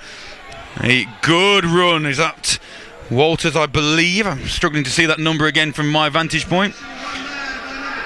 No, it's 28. It's Akatenga once again. Is a little bit of afters at the culmination of that play. So yeah, so when the Copperfield team are not busy, when we're not busy shouting about boob checking, we're fundraising to support the life-saving work that Copperfield do. They target young people across the UK, from schools to universities, festival fields and everywhere in between, to make sure everyone has the best chance of surviving breast cancer. Bit of frustration there from the Hurricanes, I think, there, Carl, at the end of that one. They are frustrated, yeah. 18-0 down. Can't do anything to stop this run game. It's wet, it's cold, and they're losing. They want to make something happen. They are trying, and there's a good play. Again, it's Courtney knifing into the backfield there to bring the runner down. But as much as Courtney's played out of his socks, his teammates just have not been able to come up with the plays they need to compete with these Lions in this third quarter, and the clock is ticking now for these Canes to even get a score on the board. So the crowd continue to brave the elements here at the Bournbrook 4G. Birmingham Lions 18-0 ahead of the Hertfordshire Hurricanes in the first game of the season for the Lions. They were very happy with this performance, particularly in these conditions, as the rain has not ceased one little bit all afternoon, in fact all day here in Birmingham. As Sandhu drops back and rolls out to his right, and he looks down the field now and he puts the ball up, and he has a man, and that ball is battered away. Another good defensive play there by the DB, intended for Charlie Wood. Yeah, you see on the replay here, nice rollout, but then there's bracket coverage over the top on this receiver. There's 33 over the top, 29 underneath, 33 the safety comes over. That's Chad again making that play, and he's been one of the standout athletes on the field for these Hertfordshire Canes. So the turnovers have dried up a little for the Canes, which is positive after the 3 first half turnovers. But unfortunately, the offence has really struggled against this big Lion defensive front. Sandhu hands off this time. And the back spins and then is met as he comes out of his spin by a Hurricane defender. And I think that is Quarty, number 10, applying the hit at the end of the play, and that will be short of a first down, and the special teams unit for the Lions will come on to punt once again. Yeah, Quarty's just all over the field. He's their leading tackler today, he's their leading runner today, and he's their leading kick returner today. I mean, he's just been dominant on all units of the field. But despite his efforts, the Canes just can't seem to get anything going. They do get a stop here. Let's see whether they can get a drive. They have been close a number of times into this Birmingham Lions red zone, off turnovers and then driving downfield with Quarty himself. That could be it. I wonder if there's a flag coming out there, because the man who came in motion seemed to turn upfield before the ball was snapped, and you can move laterally as much as you want, but the minute you turn upfield, the ball has got to have gone. But not a great snap again. So realistically, in terms of the Canes, and there is a flag. Look, I'm sure that's going to be a false start or illegal motion penalty, because number 2 there, who is Onamade, did turn upfield prior to the ball being snapped. That will force the Lions rather to kick again, unless they are happy with the field position. Here we go. You can hear that Lions band in the background, can't you, playing those fighting songs. We will rock you. It's good to hear. Gives it that kind of American feel. Don't know about here at Explosion 2019. I don't know about we will rock you, Carl. I need somebody to warn me rather than rock me. But yeah, it was Onamada there who's called for the illegal shift. So because of that, the Canes will get fantastic field position once again, as Lewis Culver looks to try and open their account with 5 minutes and change left in this fourth period. Get in touch with us. Love to still hear from you if you are watching. So many brave in the elements as we get a new back into the game who has as much success as Quarty did. And that's number 21 who with the carry. That's Animation. And unfortunately, Animation is met with the same disdain as his predecessor. And that's a worrying sign as Fizz remains down on the turf. Yeah, that is a worrying sign, isn't it? From the Birmingham Lions perspective, they're going to want to get this checked. Comes the physio onto the field. So stay with us at the end of this one. We'll bring you a post-game review of this particular event. Our thoughts. Burn FM team brought you pre-game and half-time, and it's going to be down to Carl and I to wrap this one up. There's fireworks display going to go off at full time as well, and festivities will continue here, and then there's an after party later on as well for all involved in this event. Been a good one, Carl, despite the weather. Yeah, it's been good to see the two teams coming out. You know, these teams are going to be there or thereabouts at the end of the season. Even though the Canes haven't been able to get their offence going, they're still a great programme. They'll still be fighting all the way through the season to get to that playoff berth, as they did last year, all the way to the final. Did the Canes get, and the Lions to the semi-final. So good to see both these teams in this big battle of these two giants of British American football. How damaging, with such a short season and such a, not got many games on the schedule, how damaging is a loss, and particularly a loss on opening day, to a team's playoff chances on second down the ball's handed off again, Cole? Well, you get a chance obviously to play the team again, so you get to play them home and away, which is obviously a chance for the Canes to get their revenge at home, and that's what they want to do. But yeah, it's obviously, you never want to lose your first game. As the NTU coach, we lost our first game for the first time in years. I think the last time we lost our first game was in the Premiership. So it is disappointing whenever you come out and lose that first game, because you do want to start with a win and get that first win on the board. Losing becomes a habit, and it's something that you want to stamp out, and that's what the Canes will want to do, bounce back in the second game of the season. So, timeout Lions. Interesting tweet there, Carl. I know you're just reading that one.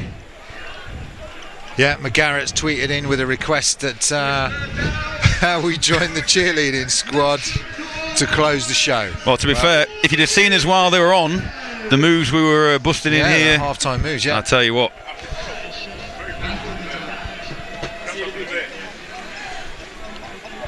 So here we go then, 3rd down and 14 for the Canes. And look at this formation, everyone up on the line of scrimmage. And Culver goes back to pass and he's pressured again, he's flushed and the ball is loose and the ball is out on the turf and it's covered by one of the Hurricanes and it's covered by Francois Earp, who is Johnny on the spot to avert disaster. Well, everyone on the line of scrimmage, and it's just the chase down, and what great awareness it is from number 85 to be able to, Alex Bell, to be able to get that ball out of the quarterback's hands. Just as well Earp was there to recover that one, otherwise it looks like that would have been another touchdown for the Birmingham Lions. They're able to scoop that one up and score. But Bell just with his 3rd sack, and that one a forced fumble as well. Absolutely. So again, Milne with the responsibility of trying to pin the Lions back deep as he did on the previous possession. But with 4:24 left, if we're being brutally honest, this one was almost over at half-time with that 16-0 scoreline. Alex Bell having a little jig there on the. He's enjoying himself so much. He's dancing around on the field to the band. The Lions have had their way every which way you can with the team. It's been a dominant performance by these Lions. So Milne has to take a difficult low snap, and he does manage to get it off, and once again it takes a nice Hertfordshire bounce. He did very well to get that even away, let alone with the field position he's ended up putting the Lions in. And I suppose with a low line drive like that, it's always going to have the potential to scoot along this wet artificial surface. Yeah, these net yardage gained by Milne doesn't actually tell the story of these punts. A couple of them been very close to being blocked. Milne's done a good job under difficult circumstances to get these punts off. So the Lions retake the field once again. 4 minutes remaining in Explosion 2019. Could have been a real damp event. We could have had a flat atmosphere, but the University of Birmingham students have done their institution proud, turning up on this cold Saturday night as the ball is handed off from Sandu to Akatenga. And the clock continues to roll now, under 4 minutes.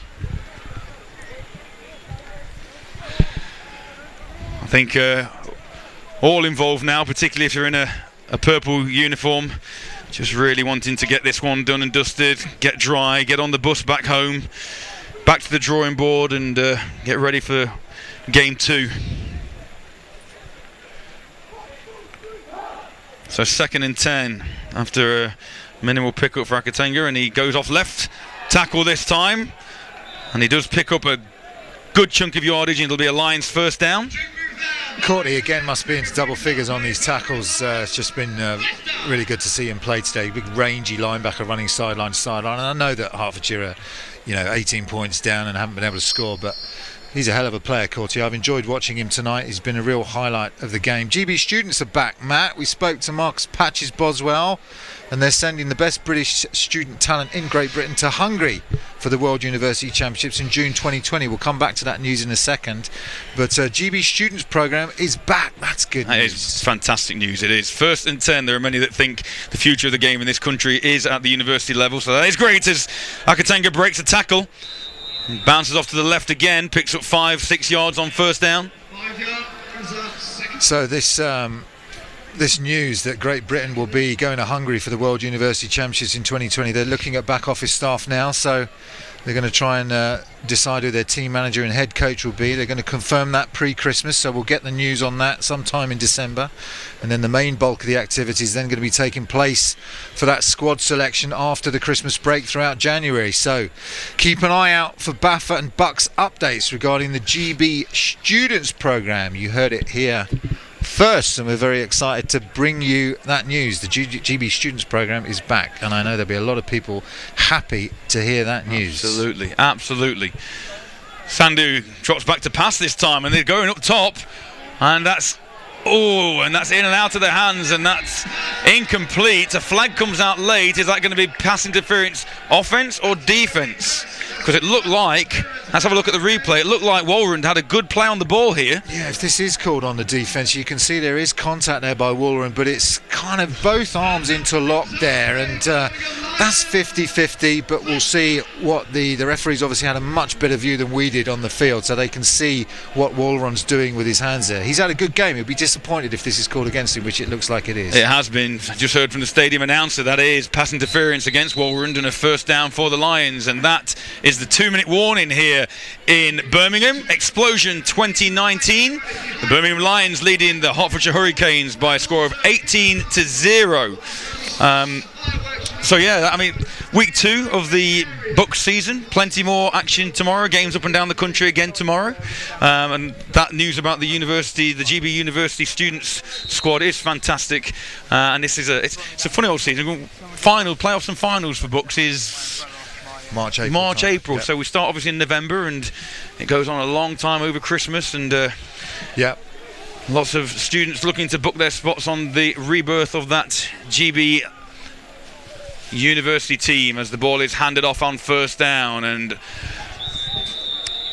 Akatenga once again with the carry. Elliot Walters seems to have done his share of the work this evening as a Cane Hurricane goes down to the floor, which is never great at this point in a game when you're on the losing end of an 18-0 score line and there's only 1 minute 38 left. To then start going down with injuries is not what you want. Yeah, they played tough, have these Hurricane defenders all the way through the game. And again, it's been their offense really that have struggled more than their defense. Defense have been put in bad field position due to those turnovers that were suffered early on, some caused by the weather, others just by mistakes by these Canes returners and offensive players. But the defense has shown up and played well, so we'll see what this injury is.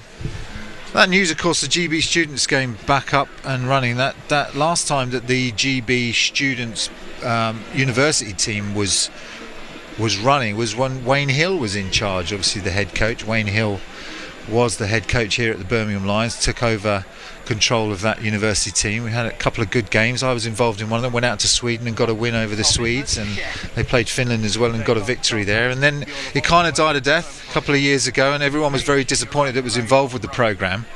And there was lots of calls for it to get the funding that it needs, get the structure that it needs, and bring it back. And Marcus Boswell gives us the news that it is back, and so that is really good news for all involved, and it gives the teams like this and teams in Div 1 across all different sections of the sport the aspiration to go on and play for a GB team at that level, at the university level. And that's what it's all about, as well as the social aspects of American football. You do want those elite programs that people can aspire to, and some of the players that we've seen on the field tonight will be wanting to have their opportunity to try out for those teams and see if they can secure a place. Again, it's all fantastic in the development of the game in this country. What would your take, Colby, on those people that suggest that the future of the game here in the UK is the university level? Yeah, I mean, that's definitely a key part of it, because you have such great facilities. You can see the facilities here. Universities continue to be invested in. Every time I return as an NTU coach, I go back to the campus and there's new buildings going up, there's new sports facilities being built. So you have that infrastructure, and you have the opportunity to select from a pool of players every year. So yes, university football's definitely on the up and up in the UK, and is an absolutely critical part of the overall strategy for the development of the sport in this country. Absolutely so. Good to see there that the Hurricane player managed to get off the field under his own steam as well, and we'll resume with the clock running at 1 minute 38. The Lions just looking to close this one out, and Sandu going to the air again, and he completes the pass over the middle, and the receiver remains on his feet, tackled the 20-yard line. That's number 89, Joe Guntrip. And the Lions aren't done yet, not just wanting to run this clock out, Carl. Wow, look at this replay. It's a simple slant pattern over the middle, not picked up. And it's one of the defensive linemen has to try and rally back, but can't make the tackle there. 89, Guntrip continues rolling down the field, and it's Chad Woolron that has to come in and try and wrestle the ball loose. Guntrip now, as these Lions are finding the momentum late again in this fourth quarter. Once again, Louis Akatenga, 2 So there we go, Louis Akatenga with the carry on first down. And he picks up another first down on first down, and really trying to put an exclamation mark on this game of the Lions. Yeah, this might be the one of the biggest score lines I think that Birmingham have ever won by in an explosion game. So Sandhu to the air again. He's got a man out, and that man slips as Sandhu was looking to make a back shoulder throw there. The intended receiver that time, number 14, Carl. It looked like Sandhu was going to that corner. Was it? Or was just a slightly inaccurate pass, maybe? Maybe I'm giving Sandhu a bit too much credit there. Thomas Sikal with the intended receiver. Yeah, the receiver's running an in route, and the quarterback's obviously not just threw the ball behind him that time, and obviously it's either a miscommunication on the play or one of them's got it right, one of them's got it wrong. But it brings up second down. So 2nd and 10. Can theoretically get a first down without scoring. Sandhu this time hands off, and it's Akatenga once again who dances his way through the middle. Picks up maybe 4 or 5 on the play. Yeah, I mean, yards after the initial contact there from the runner Akatenga, who's coming in to fill in for Elliot Walters, who's obviously their starting running back. Akatenga showing good passion and desire to run with the ball and just keep the chains, keep that ball moving rather. Absolutely. 3rd down and 9. Just want to go home. Clock stops. Now the clock comes back into play. Let's have a listen to referee Yates. I think he's coming over to the sideline. Timeout called, I believe, by the Lions. Anything more on Twitter before we go, Carl? Football Wanderer tweeted in again. Thanks to him. If the Lions can keep this up, Hearts will have gone 2 full explosions without scoring a point. After he means the Lions. Yeah. Won 23-0 the last time we played him in Explosion 2014. There you go. There's a bit of Birmingham Lions trivia for you. Their domination over these Canes whenever they played him in Explosion. Here we go. Trying to get into the end zone again. 3rd down. Sandhu to the air again. Back corner. In and out of their hands. And that's closer to us than it was to the receiver. Intended receiver that time. Number 80. Who is Jacob Burt. Chad Walrond obviously had that pass interference penalty. He's come straight back defending well off that. He's playing press coverage against his defender and is able to get across, against his receiver rather, and able to get across and make a good play on that one. So Sandhu on 4th and 8 is going to go back to the air to try and finish this one off. He throws to his left and he has a man, and that is caught in the end zone. Touchdown Lions! And I think that is number 80 for the Birmingham Lions, and it is. And he came all the way across the field. It's Jacob Burt that makes the touchdown. You'll see on the replay, if we can bring it up, that receiver was lined up on the right-hand side, comes all the way back to his left-hand side and makes the play in the left-hand side of the end zone. Great design play. Here it is, the drag route. Watch number 80 come all the way across, calling for the ball. He's wide open. They missed the coverage on the zone, and he's into the end zone. Really well-designed play there from the Birmingham Lions. And I didn't think this evening I'd be calling Sandhu having thrown 2 touchdown passes in these conditions. But that's what's happened, and it puts the Lions up 24-0 and really punctuates the dominance of this performance at Explosion 2019. And it looks like the Lions will go for 2. Sandhu remains in the game, drops back to pass again, and now he's in trouble and he has to roll out to his left, and he does roll left and then sets his feet, and that one is once again intended for a man on a crossing pattern, and that man was Thomas Sikal, and unfortunately that one too far in front of him, but there's a flag on the play. And when a quarterback's rolling that far, it's the chance this may well be holding against the offence. Oh, it's offensive pass interference, in fact, which will be declined by the Hurricanes. And that remains, the score will be 24-0 in favour of the hometown Lions as the special teams unit come on for the next kickoff, which will not far be the end of the game. Yeah, not long to go now. That just punctuates the win for these Birmingham Lions. Nothing the Hertfordshire Hurricanes can do. They haven't been able to get a score on the board. They've come close, but no chance. The longest gains that they've got have been with Corty all day long, both on offence and on kick return. But the Lions can really showing now just how many weapons they have on that offence. They have good receivers, they have a quarterback that can run with the ball, and he's got good poise in the pocket, he can roll out, and he's been impressive today, Sandu, in terms of running this game and putting 24 points on the board. All of those points put on the board, all but one score actually put on the board by this offence. He did have one defensive touchdown, which was a fumble recovery by I think it was on a Marty in the end zone. So other than that, this offence has been really, really impressive. They've looked after the ball well in what's been difficult conditions, Matt. Absolutely so. Oh, it's a little bit of a slice kick that time, and that one is going to go out of bounds. Is it? No, it actually stays in bounds. All the luck going with the Lions this evening, and this time though, Corty does step out of bounds after picking the ball up. But yeah, Carl, I don't know. I'm going to play devil's advocate here a little bit.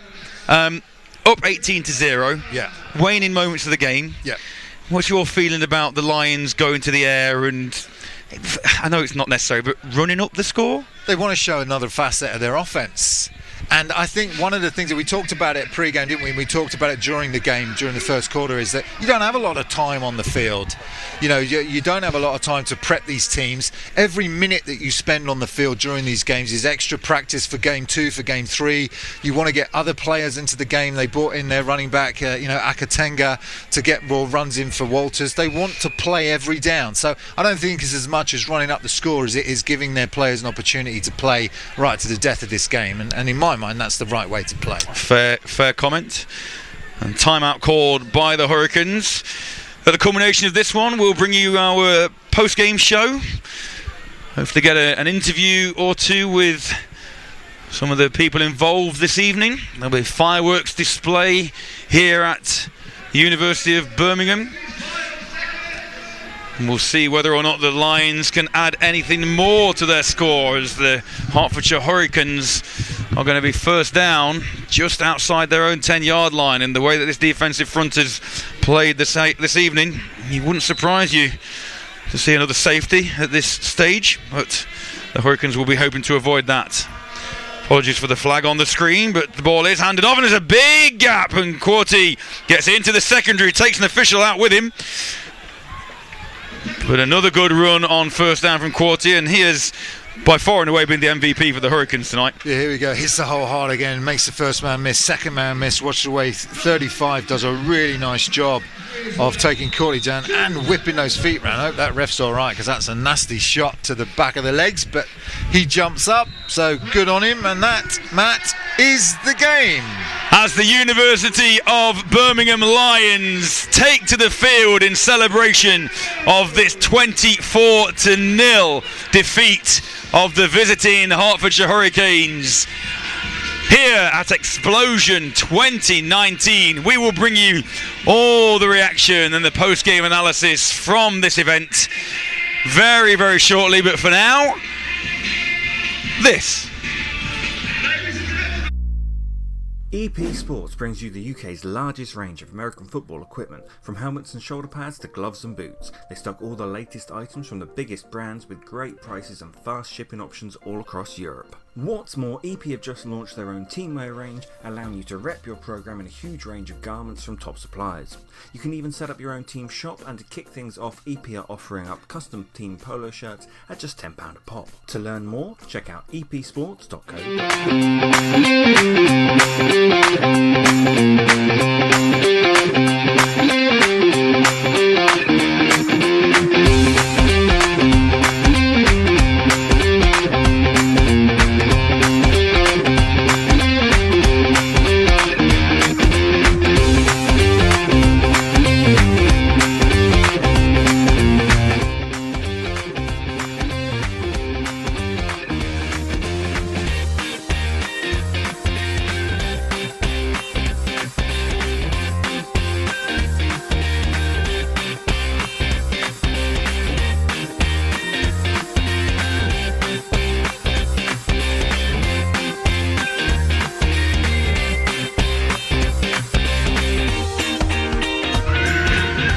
Welcome to the Explosion 2019 post-game show. Quite an event and quite a result for the Lions, Cole. It was big result for the Lions. I don't think anyone expected them to be quite so dominant, Matt. We expected the Canes, who were semi-finalists, actually in the final last year. The Bucks final, they made it, and they didn't really bring anything today on offence. So a surprise result. I suppose, Cole, this one was really over by half-time due to the number of errors that the Hurricanes fell victim to. 3 turnovers by the half, 18-0 down, and it's very difficult to come back from that, even if you are the Hertfordshire Hurricanes. They did have some talent on the field, but not enough to make anything show today.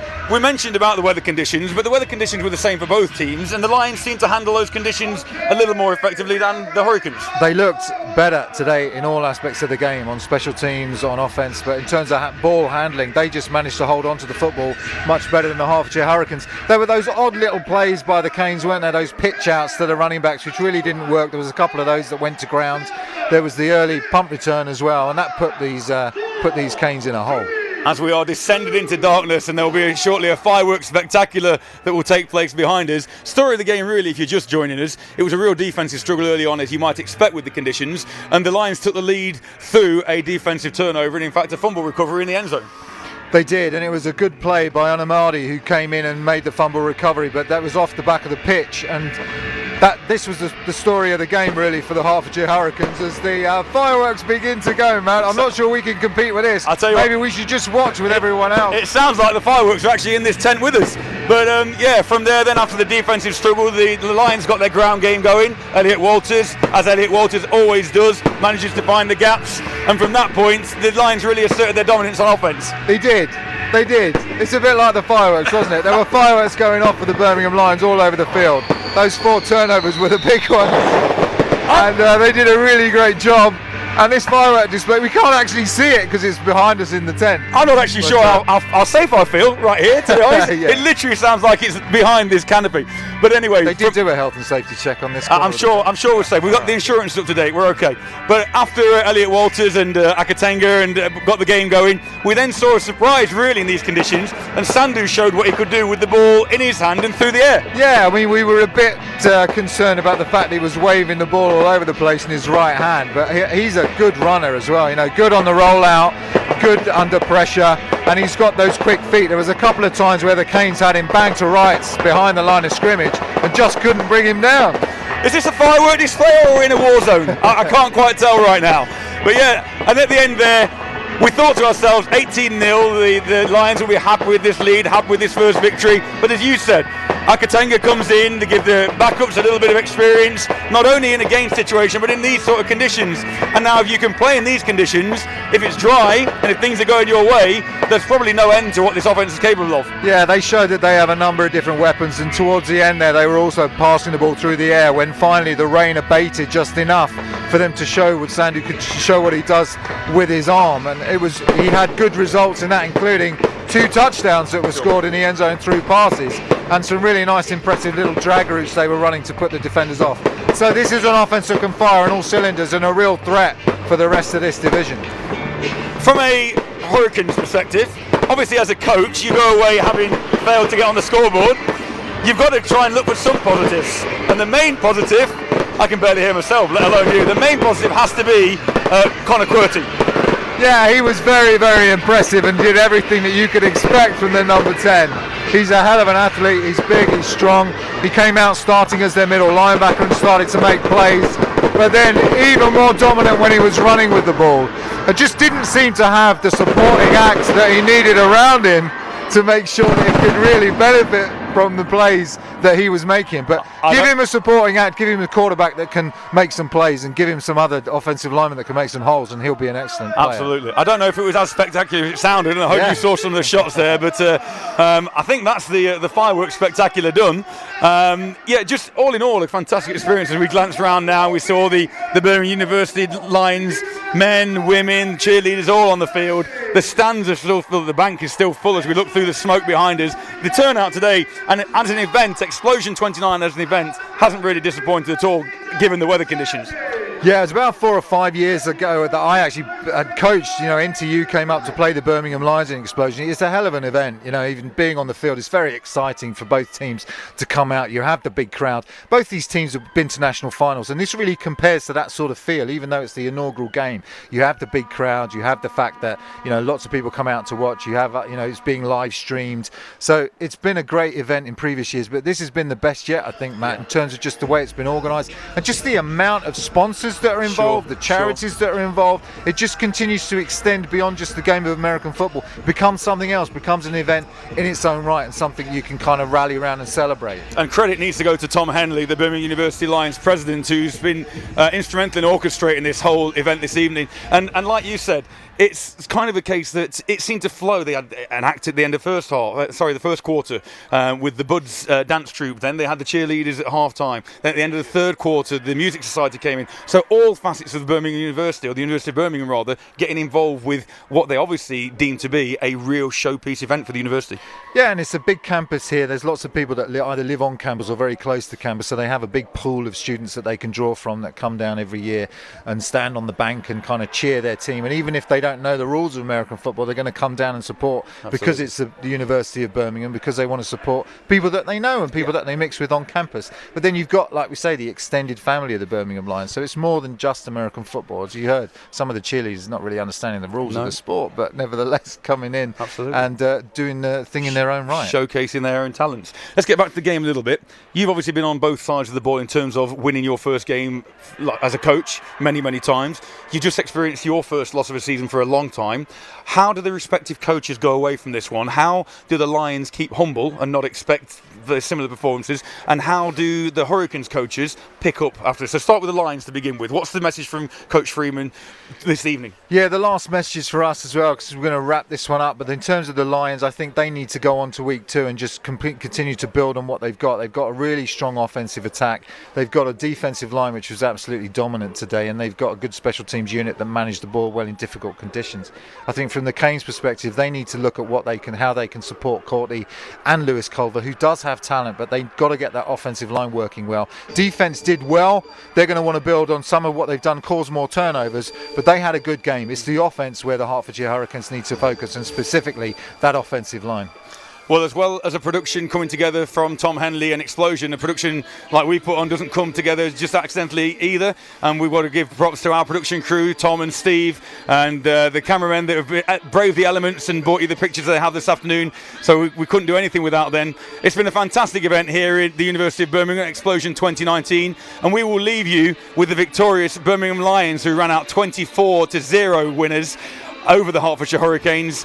We will join you again from an American football pitch somewhere in the UK, but for now, enjoy the music, the sights, the sounds of Explosion 2019. From Carl Walkinshaw, thanks Carl as ever. Thanks Matt. And from me, Matt Walker, we'll bid you farewell. We'll see you again very soon.